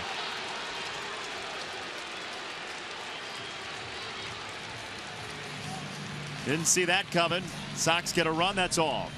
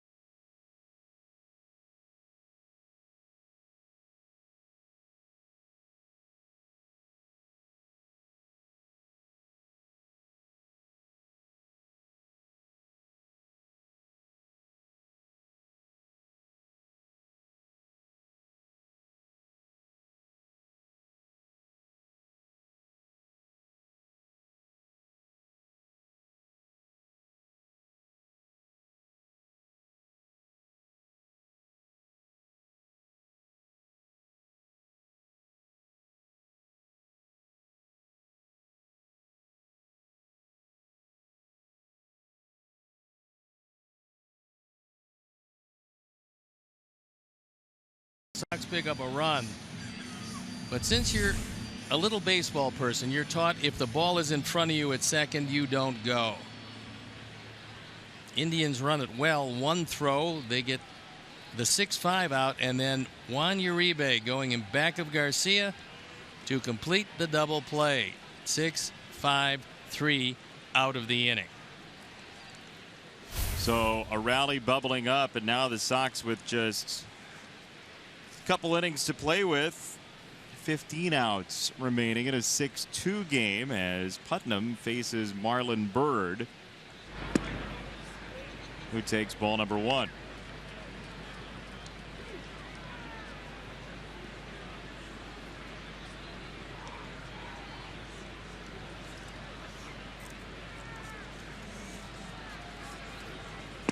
You know, you're never unequivocally anything in a baseball season, right? You might be a great pitching team. You might be a great base running team. You might be a great hitting team, great doubles team. Some nights, over 162, it's not always going to happen. Oh, you'd love to play very clean games each and every night, but it just doesn't happen that way. 2-1 on Byrd. Say that because the Sox have generally this year played very well. Well, base running wise, especially, it's been a pretty good base running team.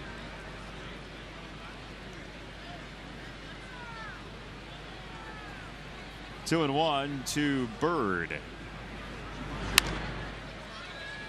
Byrd is 38 years old, going to be 39 August 30th. Started his career back in 1999 at Batavia.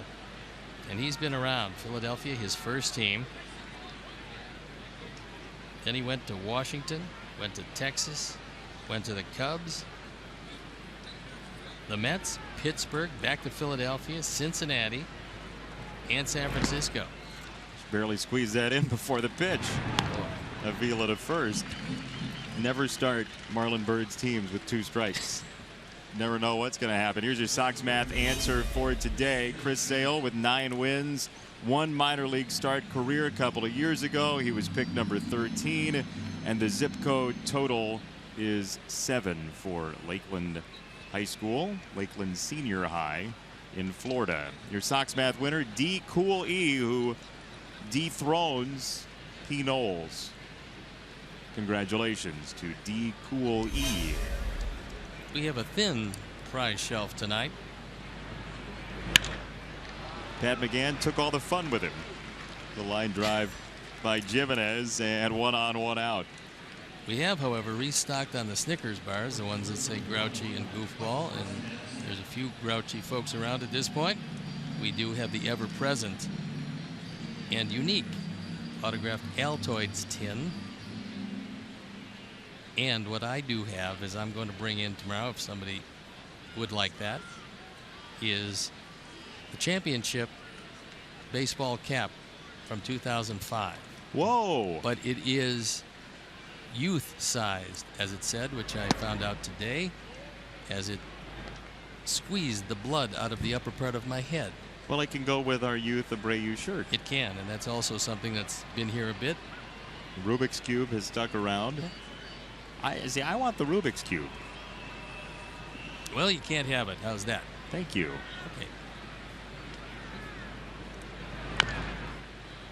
Grounded foul. 1 ball, 1 strike to Martinez, who's cooled off tonight. He struck out twice.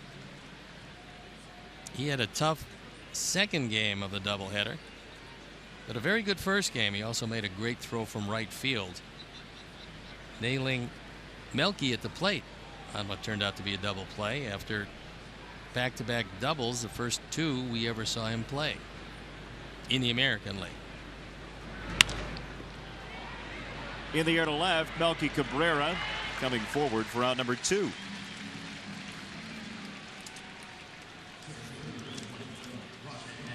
Sox fans, show your team pride with White Sox checking and an official White Sox MasterCard debit card only available at your local Wintrust Community Bank. Go to wintrust.com/Sox to learn more. Wintrust Community Bank, member FDIC.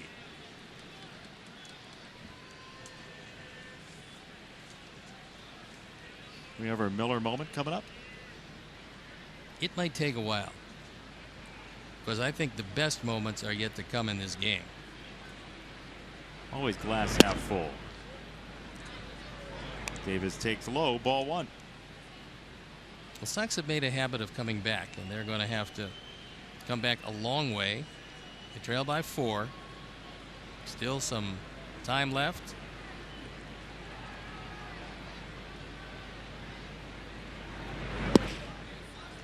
One and 1 for Davis.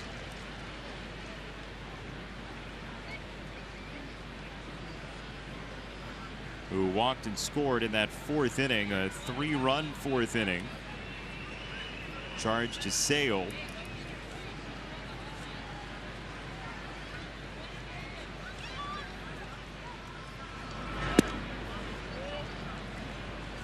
There's the flamingo pose from Rajai Davis, up on 1 foot. He didn't want to take one for the club exactly that time, and I can't blame him. He did walk and score a run last inning.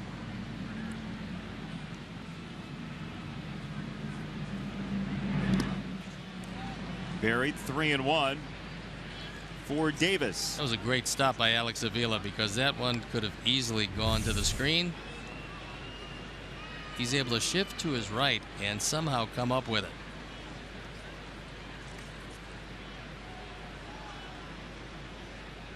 Hopefully it did not get a piece of his throwing hand.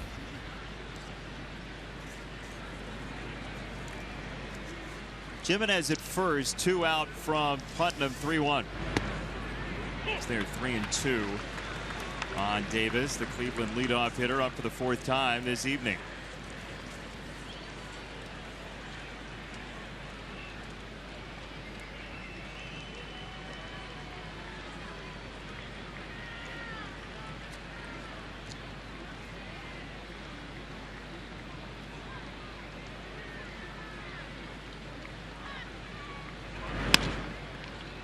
On the ground, long run, Saladino twirling, firing, and he cut him down.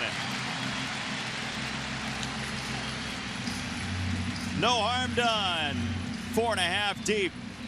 Saladino keeps it 6-2.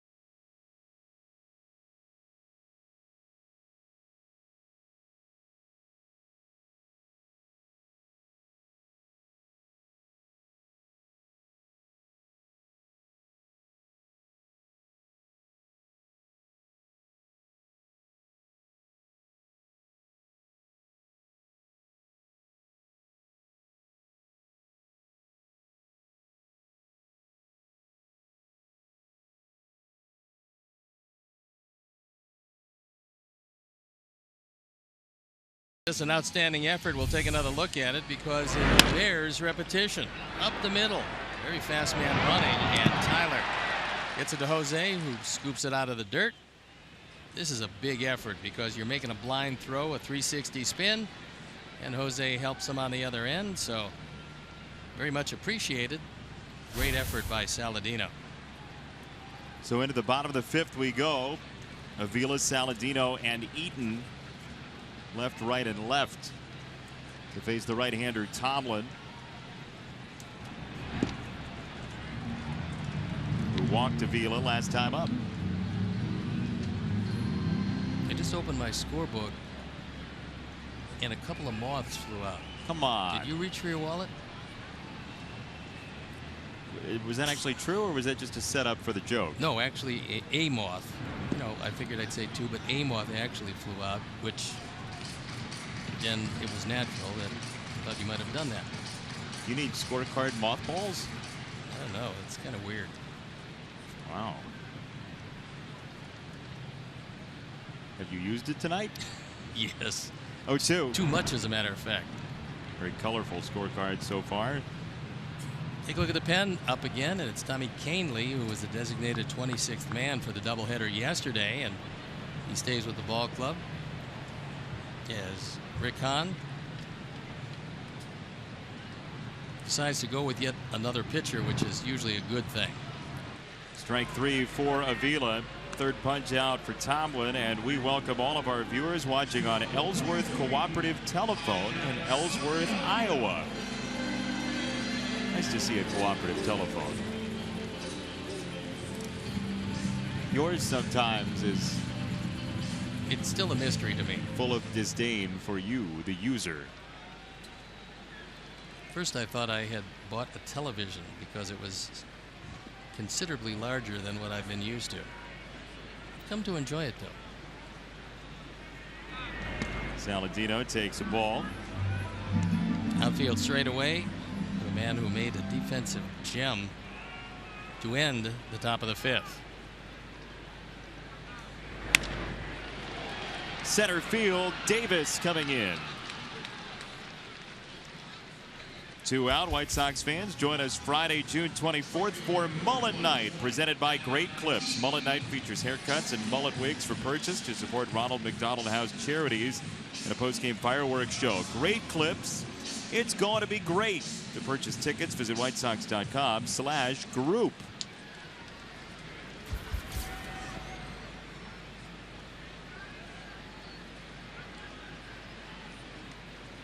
One text and that's it. We're done.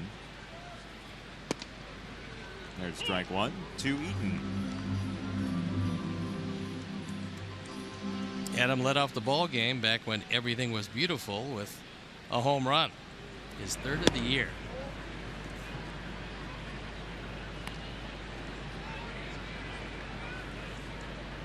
Had a 9-game hit streak broken yesterday. And nearly cut down a runner just a little while ago at home with a great throw to the plate. Just not in time to get Ramirez. It's that time. Pomp and circumstance and cotton candy. Graduation time. What was your favorite graduation ceremony that you were a part of? The miraculous one that got me out of high school, because it was touch and go for a while. A little fringy. Oh boy. My mother insisted that I go to summer school because you needed 16 credits to get out. She was very concerned that I wouldn't hit that particular mark. So there I was, summer school, and yet another credit. I made it easily, 17 and a half and out. Didn't you do that in possibly in college too? Not at graduation, but you had to take some sort of swimming class of some kind? No, student teaching. I swam to the high school, but no swimming class.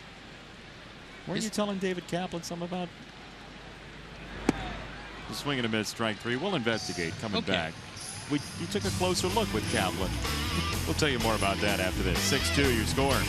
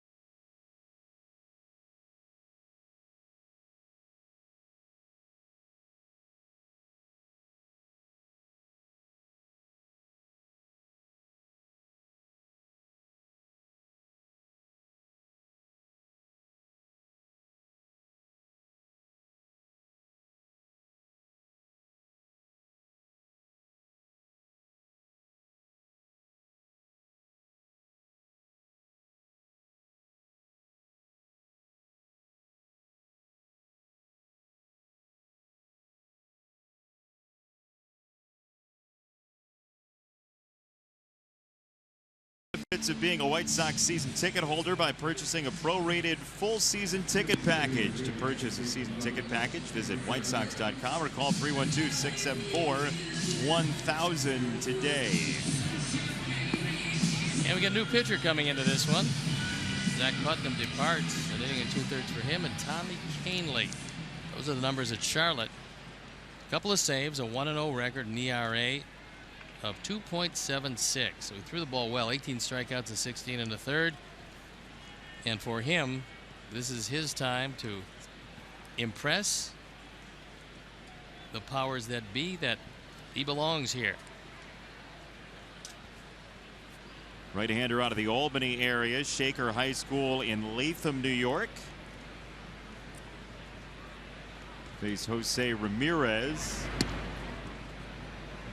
And ball one. Mentioned the season ticket holder plans. Got a chance to speak with some of the season ticket holders before the game in a nice question and answer session. That was actually a lot of fun. Yeah. Some very good questions. And got a chance for about 25 minutes to find out what's on the mind of the fans and try to answer it. Broken bat. Maury is in place for out number one. Ramirez, who is not known to hit home runs, homered in both games yesterday. That time, he cracked his bat.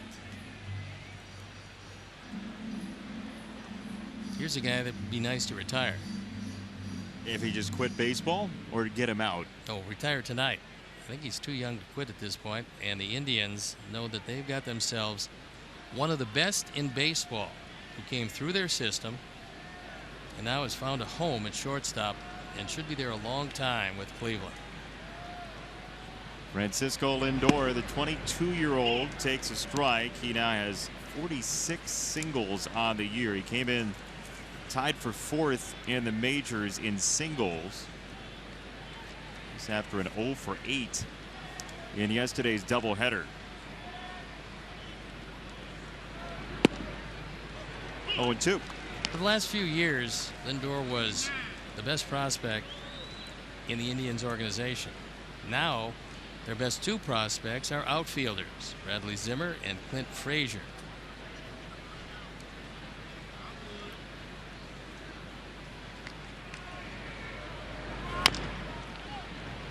Kahnle loves it.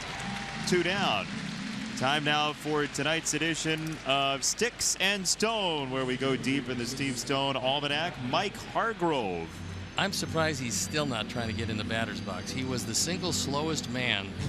He would have 1 foot out, 1 foot in the box, and then go through a glove tightening, hat pulling, uniform, whatever it was, before finally getting in there. But he was a tough hitter. I'm thinking that he did pretty well. And hopefully we won't find any Buddy Bell graphics either. So I think he did a nice job. Well, we did Buddy Bell in spring training. Yeah, it wasn't good, as I recall. Better than Kuiper, though. Oh, it was better than a lot of people. Buddy was hard to get out. He was a good hitter. Mike Napoli with a day at the beach is 1 for 2.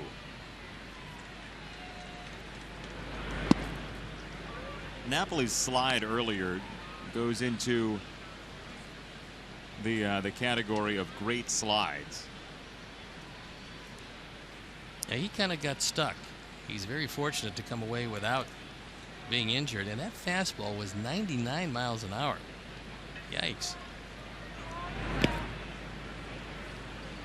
So if you did miss it, here it is. And for you young players out there, take a look at that, and don't ever do it. That looked painful. Easy way to jam a shoulder, an elbow, a hand or wrist, but he came out of it okay. 3-1 for Napoli from Kahnle, who gets it up to 99 again.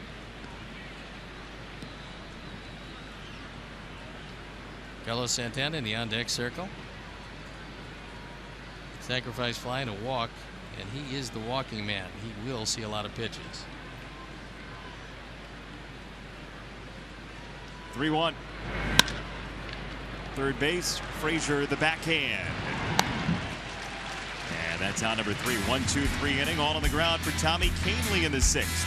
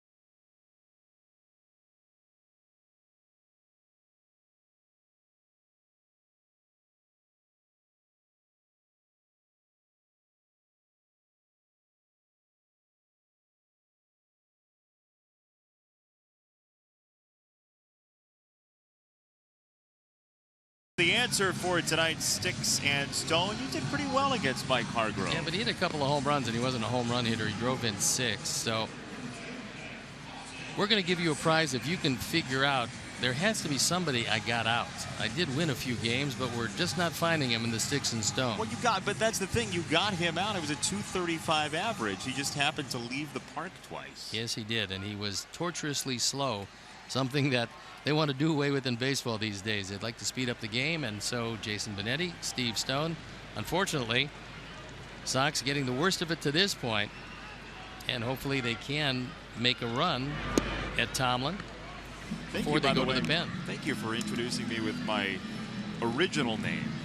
My new name, evidently around Chicago, is last name Guy, first name New. The new guy, yeah. I mean, I've heard that, certainly. Hey, new guy. I do respond to it.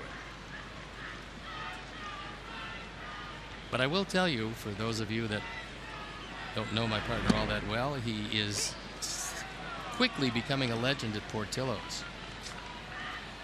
We were the last car in last night after the doubleheader, and I never saw one human being order so much at 11. Well, it turned out to be about 11:30. Fly ball right field. Martinez for round number 1. Yes, the last car in, and don't we have a promo to do or something? No, chili, a tamale. Are you sure about that? Croissant beef sandwich with cheese, a chocolate cake milkshake, I believe. Oh yeah. Yeah, that's really good. Those are stellar. I'm surprised you can move today. Well, so I did half and half. I had half of the meal last night and half for lunch today. Anybody who loves Portillo's knows that you have to have a chocolate cake shake. I thought for a while that you would need the jaws of life to get it through the straw. It was kind of thick. Just because you're intolerant of lactose True. doesn't mean that you have to disparage other people's choices in milkshakes. It's outside, ball to strike on Frazier. But it looked delicious. Tomlin to Frazier, who stayed on the infield twice tonight. And hits it at the second baseman. Ramirez got him. Oh, now the promo, now that Steve's done Absolutely. talking about my food choices. Friday, June 10th, come see the White Sox take on the Royals, 7:10 p.m. All fans are invited to stay for a spectacular postgame fireworks show presented by Magellan Corporation. Purchase tickets today by visiting whitesox.com or calling 866-SOX-GAME. I wasn't around for the parting of the Red Sea, but last night when you paid for Portillo's, I was pretty much thinking that there are miracles. You know, the U.S. hockey team and me paying for dinner. Well, that was all positioning on that ball up the middle because Ramirez was playing almost right over the bag, and that's exactly where Frazier hit it. Melky on the screws to shortstop. Lindor, neat pick. Some infield defense right there for the Tribe. 6-2 after 6.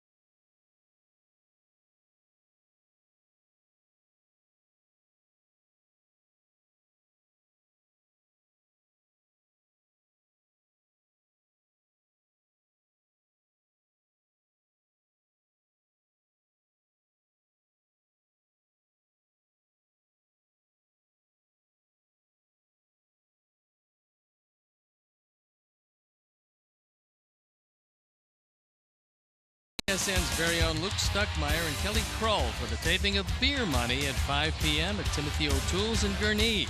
Come out for the fun, test your sports trivia knowledge, and you could win big. Beer Money, presented by Coors Light. Well, where's the money? Well, that's half of the equation. I was told there'd be money. There is down the line. Beer Money was taping here. Way down the line. And Matt Perk comes into the game. He's been on twice previously, given up nothing, 3 2/3, 3 hits, 1 strikeout, no walks, and a nice inning by Tommy Kahnle. Threw the ball awfully hard and kept everybody in the infield, 3 groundouts. So Perk comes on, inheriting a 4-run deficit. A lot of youngsters around the ballpark tonight. On a very warm night, probably as warm an evening as we've had all year.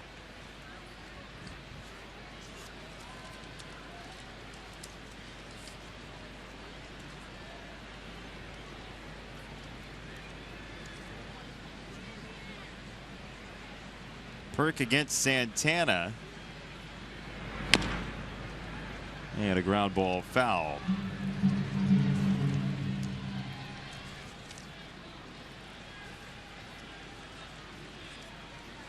We have been all over the place game time temperature wise. That series against Minnesota, last 3 games, 60 degrees, 66 degrees, 83 degrees, 74 yesterday.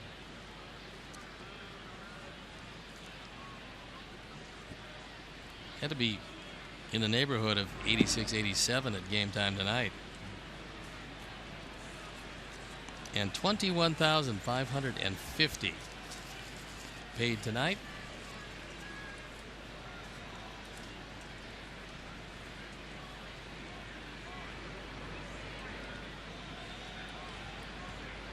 One and one on Santana.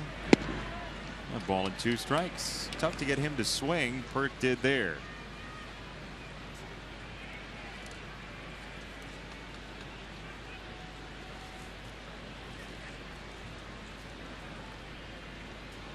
Drove in his 23rd run of the year with that sacrifice fly in the 4th. Got Ramirez home despite a strong bid from Eaton in right field. So a 3-spot in back-to-back innings, 3 in the 3rd, 3 in the 4th, and that's been enough.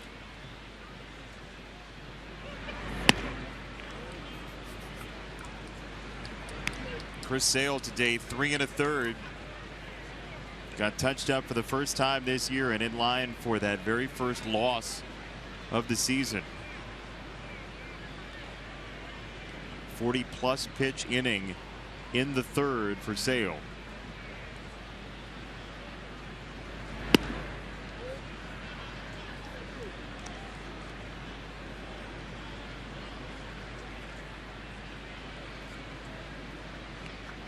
Santana normally does not swing at anything out of the zone.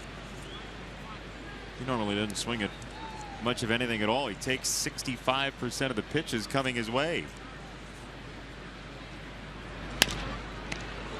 Perk. 1 out. It's time now for the greater coverage of baseball, brought to you by T-Mobile. And we're taking a look at Clayton Kershaw. This season he's been wonderful, but the last 5 starts he's been almost miraculous. 5-0, .64 ERA, opponent's batting average of 144. Only thrown 3 shutouts, 55 strikeouts and 2 walks.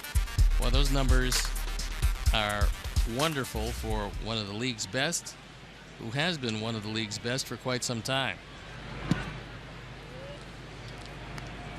1 ball to Uribe.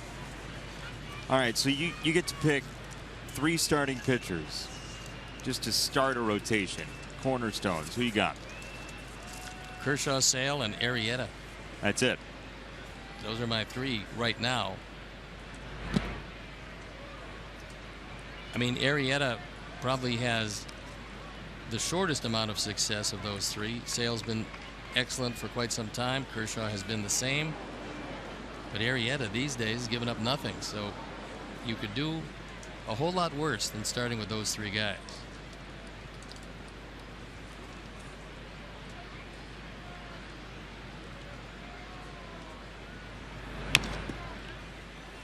It's a pretty bad scene in Pittsburgh. Ryan Vogelsong got hit in the face with a 92-mile-an-hour fastball from Jordan Lyles of Colorado. He has multiple facial fractures. And for the Pirates, who couldn't afford to lose any pitching, they've lost Vogelsong for a long time.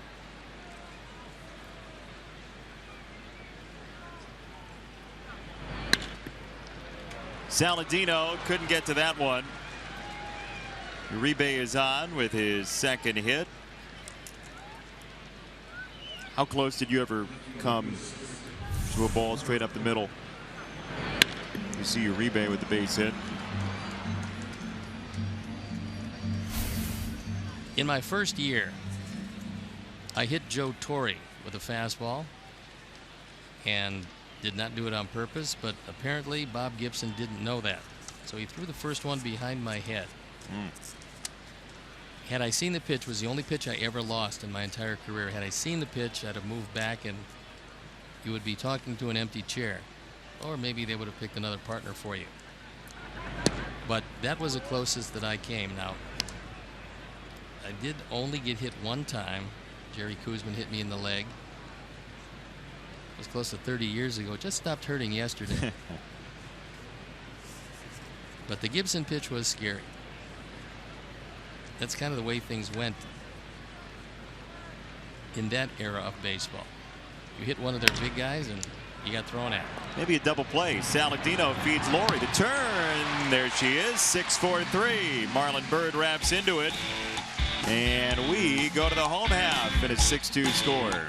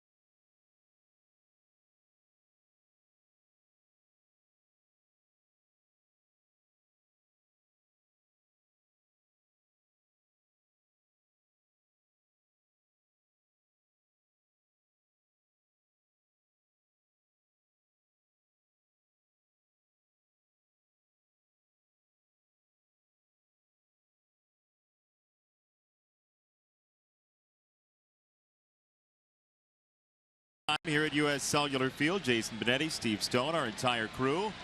Sox trying to construct a rally with Abreu, Laurie, and Garcia coming up against Josh Tomlin, who's thrown well tonight.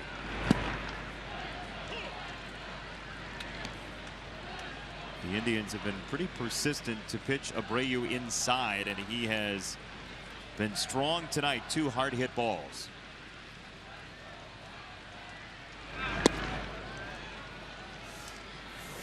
Here's our Xfinity high-speed action replays, and it's a line drive in front of Martinez in the first inning, and then a double in the gap. This one coming in the 4th inning. He scored the second and the last Sox run today.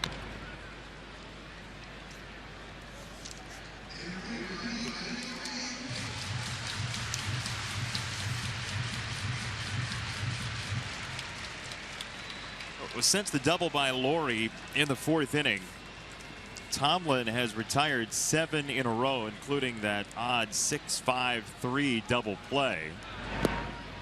And he gets Abreu here swinging on 4 pitches. Just 85 total now for Tomlin, and 1 down for Laurie. There you look at one of the best control pitchers around. 64 strikes out of the 85 total. Did, however, walk 1 tonight, which is unusual for him. That's only the 6th walk all year, and this is his 8th start. Lindor toward the bag. 2 down.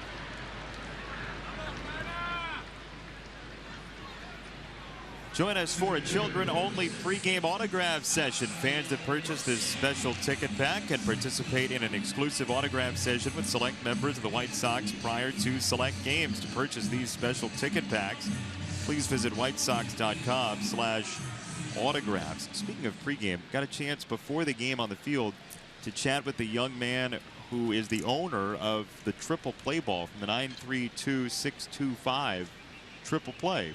Has it in a little case. Well, that's kind of nice. Yeah. Oh, and by the way, his name's Adam. On the prize shelf, we happen to have the official scorecard. Well, my official scorecard from that 932-625 triple play. The 17th game of the year.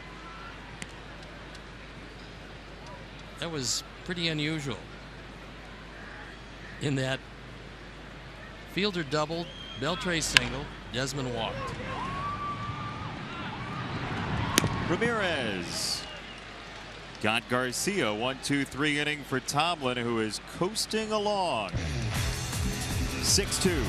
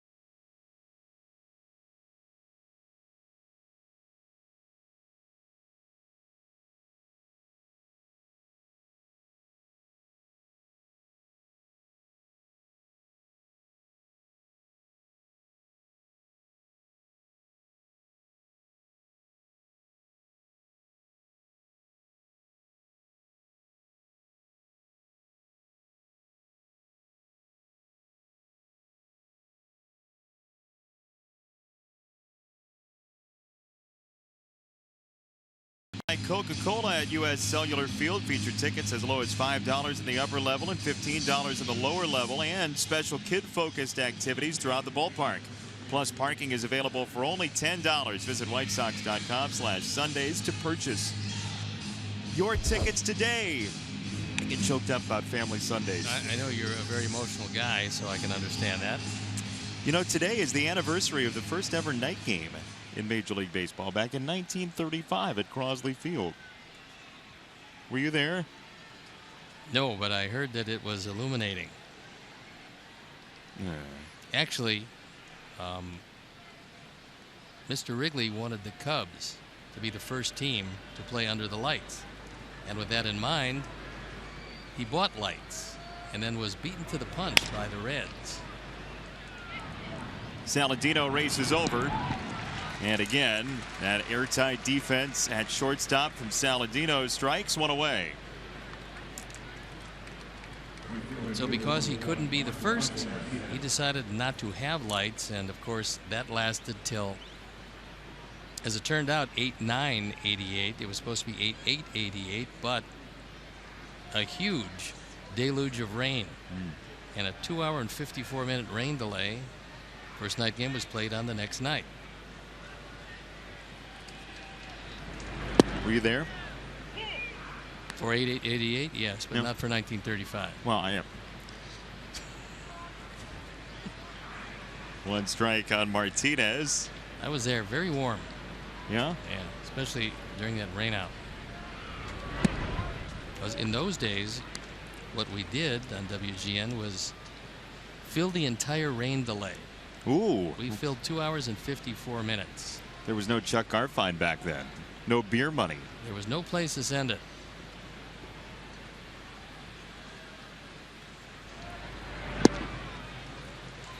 The old James Taylor just can't remember who to send it to. We tried a number of times, but no go. Mostly, So we stayed. mostly the rain, not the Yeah, fire. That's true. Lots of rain.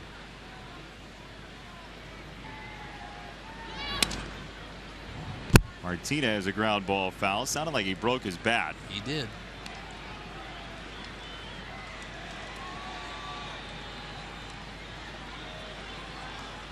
And it will be authenticated. Yep, it's a bat. A difficult job. I mean, those stickers are hard to come by.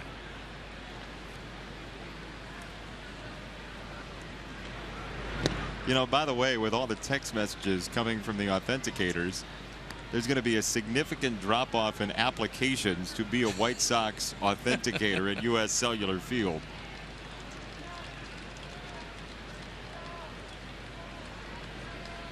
Captain's log. But it's not an easy job because you have to continue to look at the field. Third base and Frazier for out number 2. If you take your eye off the field for just an instant and something happens, you can't in good conscience authenticate it. Isn't there a backup authenticator just in case of emergency? Well, they use video authenticators to make sure that it is exactly as it should be, and then you roll one of those stamps out of there. You don't have a place for your pen, of course, so you have to keep it in your lanyard. Yeah.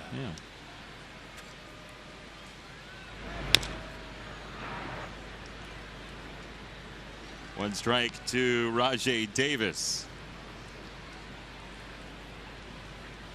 Looks fun, doesn't it? He's authenticating like crazy. All that for a broken bat. Imagine if something actually happened. And back to the phone.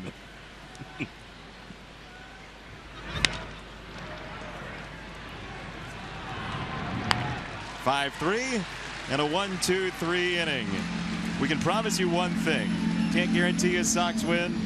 We can guarantee you will always be authentic.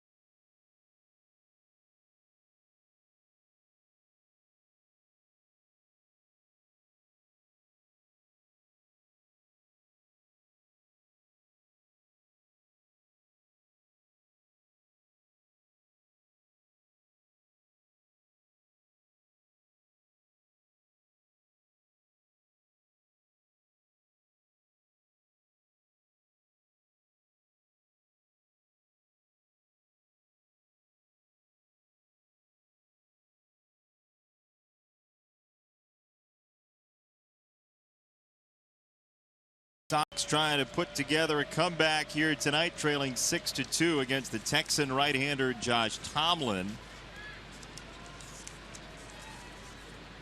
Last base runner for the Sox was Laurie off a double in the 4th. You know, last night Bartolo Colon won a ball game, beat Washington, and ran his record to 4-3. And today he turns 43 years old. Isn't that amazing? And I remember Bartolo with the Cleveland Indians. Ground ball to first, Napoli. I remember watching him pitch a game where he threw 150 pitches, and on pitch number 150 he threw it 100 miles an hour. And at that time he talked about his goal being able to reach triple digits with the last pitch he threw in the ball game. Imagine if they ran a pitcher out there today for 150 pitches, and this guy is still pitching at the age of 43. What a remarkable story. And he uses close to 90% fastballs. That's the most amazing part about it. Pinpoint control. And another one of those guys that is well liked wherever he's gone. You know, it didn't take him very long either to get rolling in his career. He was an all-star in his 2nd season. He was 4th in the Cy Young balloting in his 3rd year. That was 99. I just remember a short arm motion and fire coming out of his hand. Check swing, and Saladino went 2 down. His first home run allowed. You know, with that power, you expect that it'd be difficult for a non-power hitter to catch up on him. First home run he ever allowed was Gary DiSarcina. Remember him from the Angels shortstop? Yes. Back in 1997, the debut year for Bartolo Colon. We have some video of him, and we'll show it to you when we get a chance. When he was a Sox pitcher, and he was busy completing 3 straight games.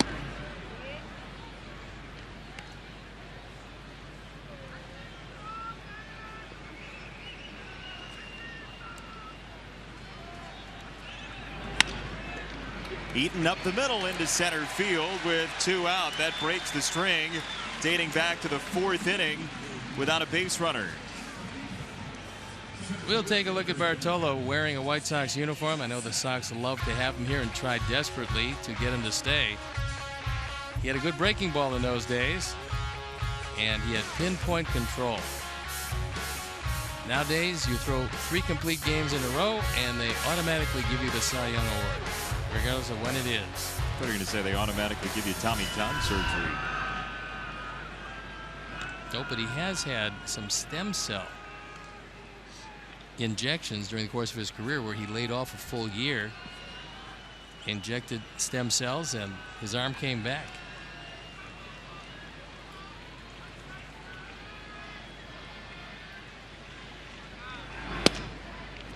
Strike to Jackson, who is 0 for 3. How about those 3 straight complete games?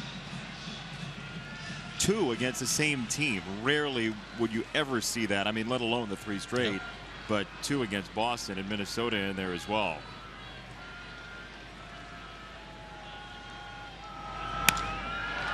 Pump to center field. Davis dives, and Rajay Davis with some extra flair for out number 3.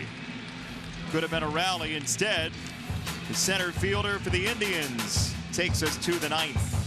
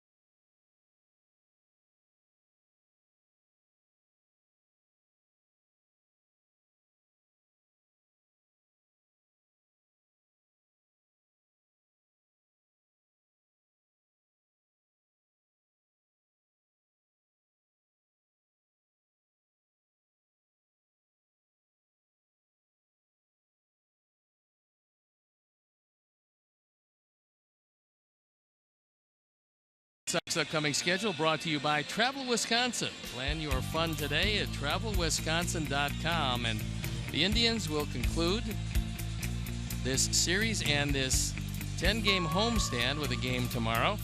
Then it's on to Kansas City for 4 with the Royals. And that is the immediate upcoming schedule. And Dan Jennings comes in the ballgame on for the 14th time, a 1-1 record, a fine 1.83 ERA. Good work out of the bullpen by Putnam, Canely, Perk, and Jennings coming on. No runs allowed by the bullpen. Leaves us at 6-2, and Jennings a first pitch strike to Jose Ramirez, who's walked twice and scored twice, once in the third and once in the fourth. He was part of a double steal as well. Foul of third, 0-2.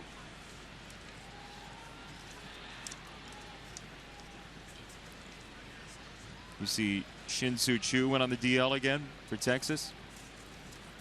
It's not surprising in that he went on with a calf problem, and once you have one of those, it's really difficult to get back and know when that problem has knitted itself together and will it hold up. So he probably wanted to get back as quickly as possible, and most likely rushed it back. And again, big loss for Texas. It was a good club, and if they could play Houston every day, they would win 1,000 games. Cody Allen getting loose. Houston cannot deal with the Texans. That's true in a couple ways, considering Bill O'Brien's first couple years. They've been all right, but not the playoff team that Houston folks would like. With Choo going on the shelf, Joey Gallo is up. We saw him in his major league debut, and he had a wonderful series, and then all of a sudden began to strike out with consistency and was sent back down.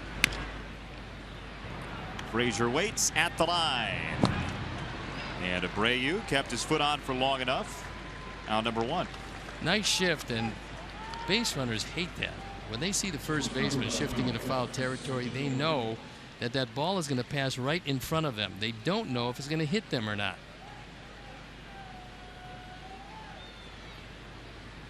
Call upstairs, and they're going to go ahead and let it play.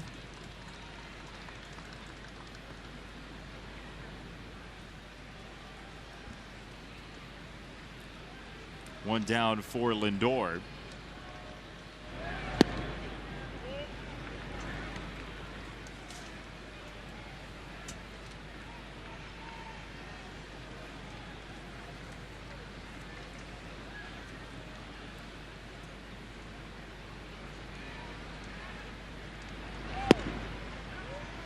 Jennings misses low. 2 balls, no strikes. Don't forget tomorrow, great pitching matchup. Corey Kluber, Jose Quintana. Sox and Indians in the series finale.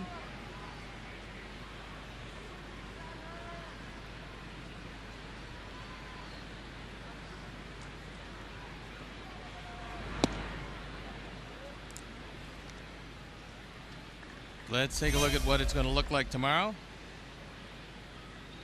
Jose Quintana, 5-3, just the opposite for Corey Kluber. Jose Quintana's ERA is under 2.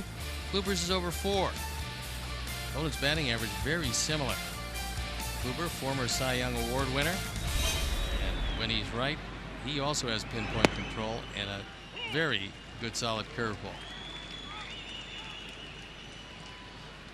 Well, the opponent's batting average there suggests some maybe bad luck for Kluber this year.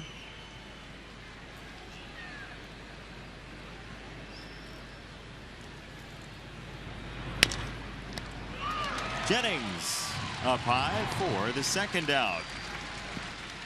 Join the free WhiteSox.com blacklist for exclusive club content all year long, including ticket offers, breaking news, special event invites, and more. Visit WhiteSox.com/blacklist to register today.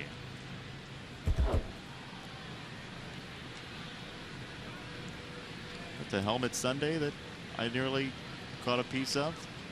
That's a smaller helmet Sunday. Smaller? Yeah, you're going to get the Bochy style helmet Sunday. The Kevin Mensch? Or Kevin Mensch, yes.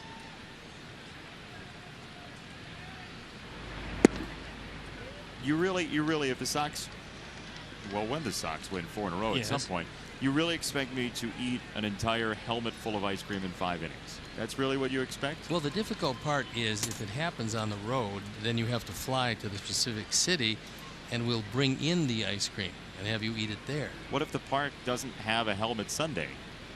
No, we're bringing that from here. Base hit for Napoli with 2 out. You didn't know that that was part of the deal when you accepted? You gonna freeze dry it? Put it on dry ice.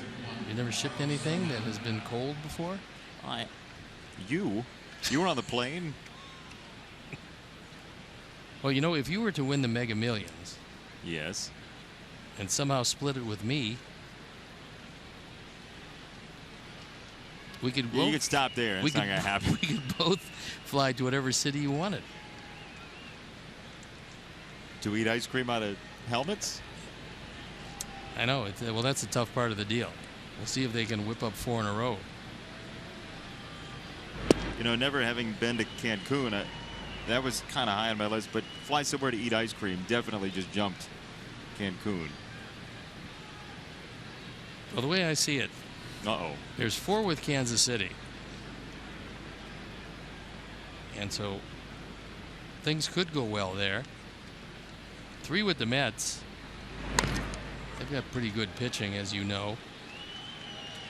And then 3 with the Tigers. So you could quite possibly be flying to Detroit with helmet in hand, as it were.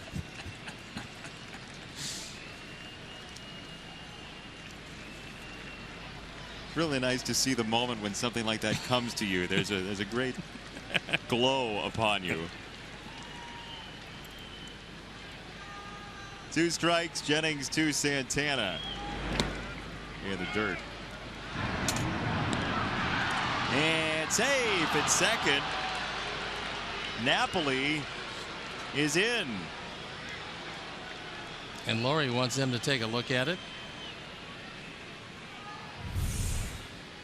Take another look at the throw. Napoli extends that hand, and the tag is just below the elbow. And so Robin, with nothing to lose here, decides to ask them to take a look at it.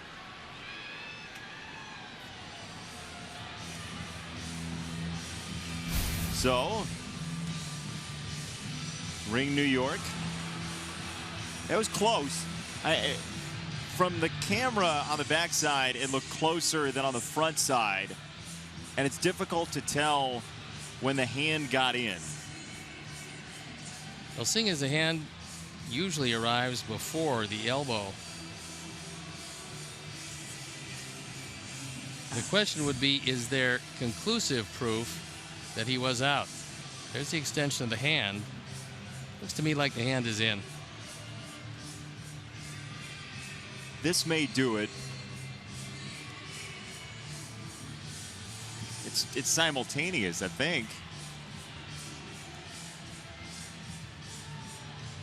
And again, if we're having this discussion that it's so close, you then have to assume you can't overturn it. No, how do you make a case then for going against the call? Safe.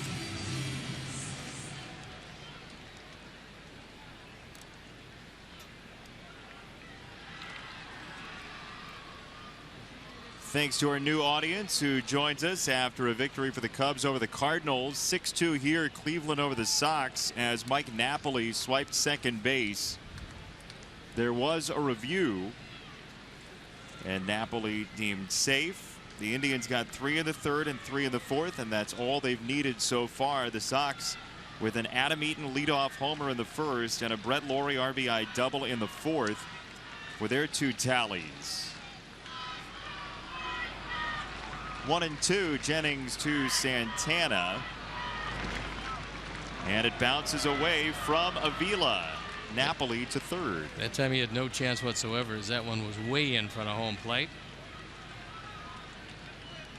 We'll take another look at it. This is exactly what they had in mind when they invented that call of wild pitch. Something like that. For those of you joining us late, it wasn't Chris Sale's night. 3 1/3 innings, 6 runs on 7 hits with 4 walks and 7 strikeouts. Josh Tomlin has been on the other side of the equation, very good through 8. 2-2. Spoiled foul. Ooh, that hit the bottom of the second deck and came straight down into the stands on the first deck. Watch out below. You really have to be heads up when the ball goes up there because of the carom.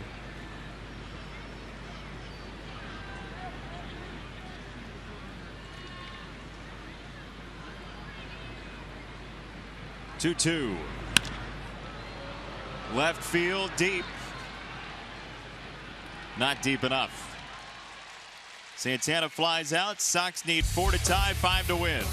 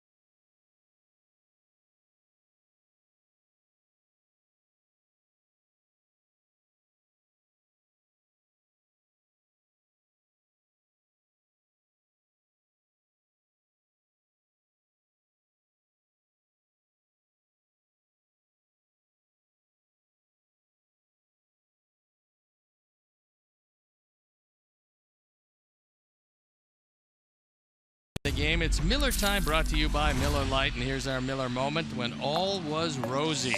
Leading off the ball game, Adam Eaton takes a low fastball out of the ballpark. It was 1-0, and Adam Eaton his 3rd home run of the year, and that's our Miller moment. And Cody Allen comes in the game. We saw him for an inning in the second game of the doubleheader. He's 10 for 10 in saves, ERA a little bit higher than he would like, but when you're 10 for 10 and you're a closer, that's all you ask. The ERA becomes irrelevant.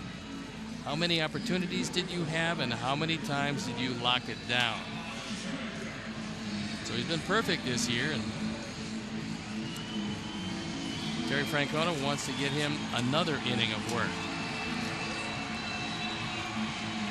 Frazier, Cabrera, and Abreu on the way against Allen in a 4-run deficit. Last run came across in the Sox 4th.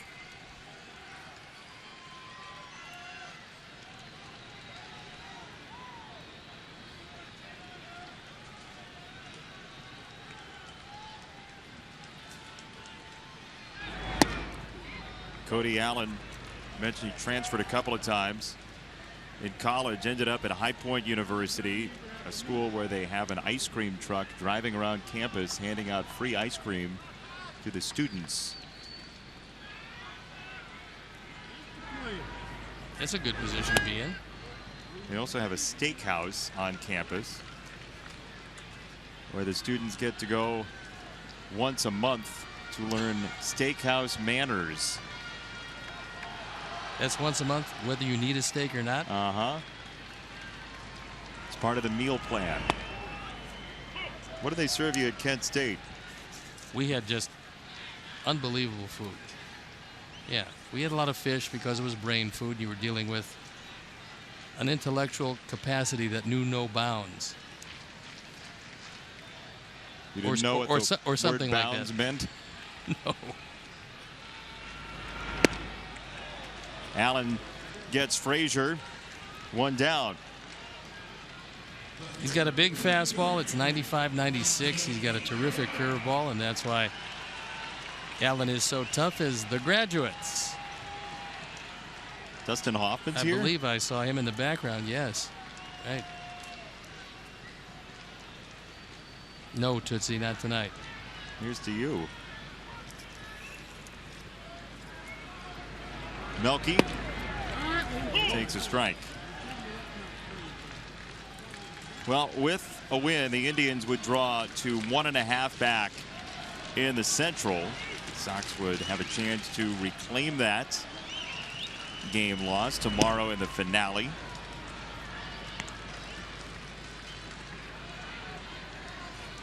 It's a 1:10 start time. It'll be on WGN. I hope you can join us for that, whether on your television, on your tablet, on your smartphone, through your microwave, or in the ballpark.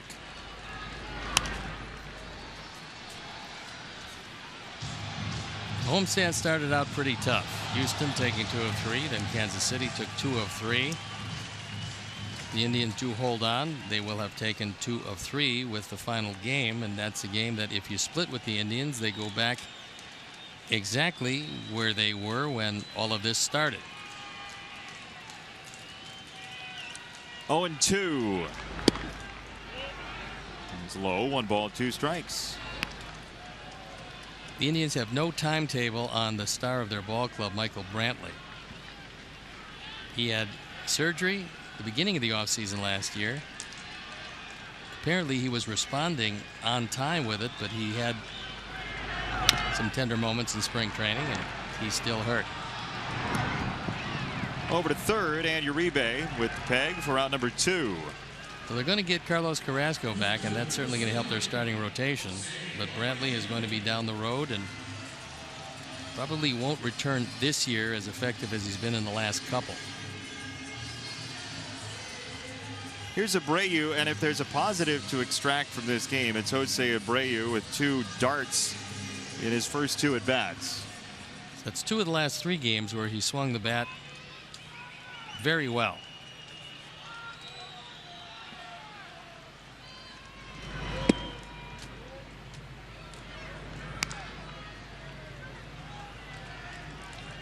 Reading what you've said to people, you feel like it's a matter of time until he turns it on. We got history to fall back on. 2 years of history with big numbers in each year. Broken bat roller, and sometimes you get those to find a space. He's digging for 2, and Abreu's going to get there. Martinez with a juggle job, and Jose's 3 for 4.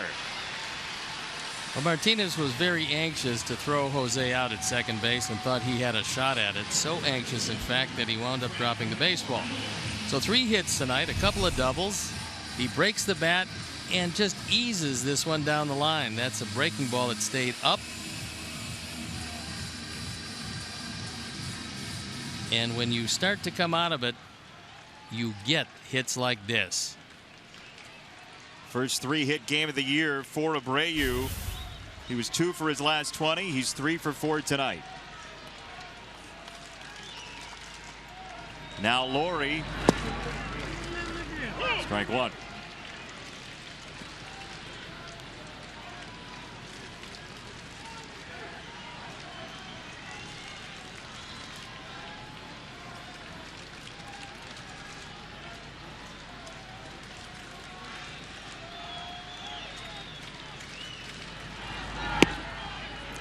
One and 1. Well, the tying run is 2 spots away with Avila. Avi Garcia is next.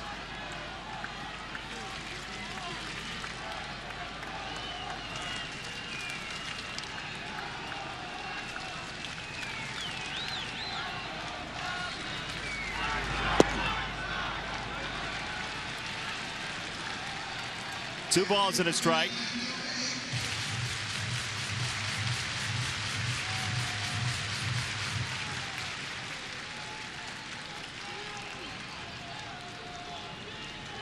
Sox 2 hits after the 4th inning this evening. 2-2 on Laurie. Well, Chris Sale was bidding to become the first 10-0 pitcher in 10 starts since 1985. Trying to chase down Andy Hawkins of San Diego for that. It will not be tonight, but as a comeback in the cards. 2-2. In the air, foul ground, first base side. Napoli has no room.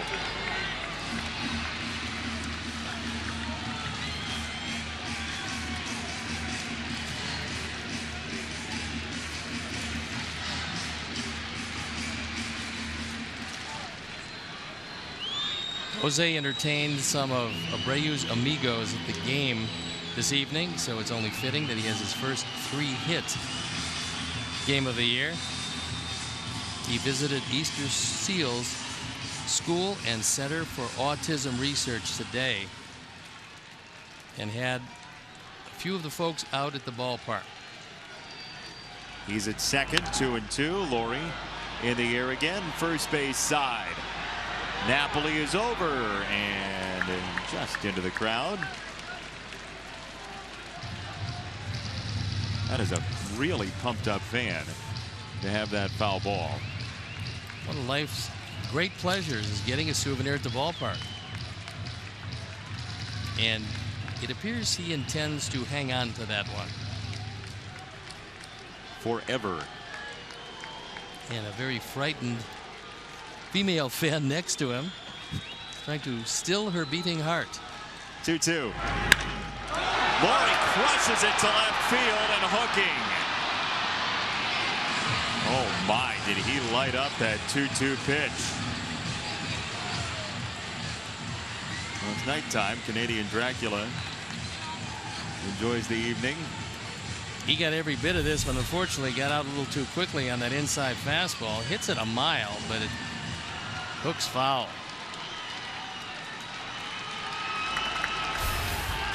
Two and two. Shortstop Lindor waits for it and has the out. Cleveland wins 6-2 in Game 3. Despite some pretty good defense, this was a game best forgotten because it wasn't artistic in any way, shape, or form. So the Sox will try to salvage the finale of the homestand tomorrow. A quick turnaround, get your rest. We will do that. 6-2 the score from U.S. Cellular Field tonight. So we say goodnight for our director Jim Angio, producer Mike Leary, associate producer Dave Ross, tech manager Mark Harper, the executive producer Jim Corno Jr., and our entire crew. He's Steve Stone. I'm Jason Benetti. We say so long from U.S. Cellular Field. Coming up next, Subaru Postgame Live with Chuck and Bill, and you've been watching Chicago White Sox baseball on Comcast Sportsnet.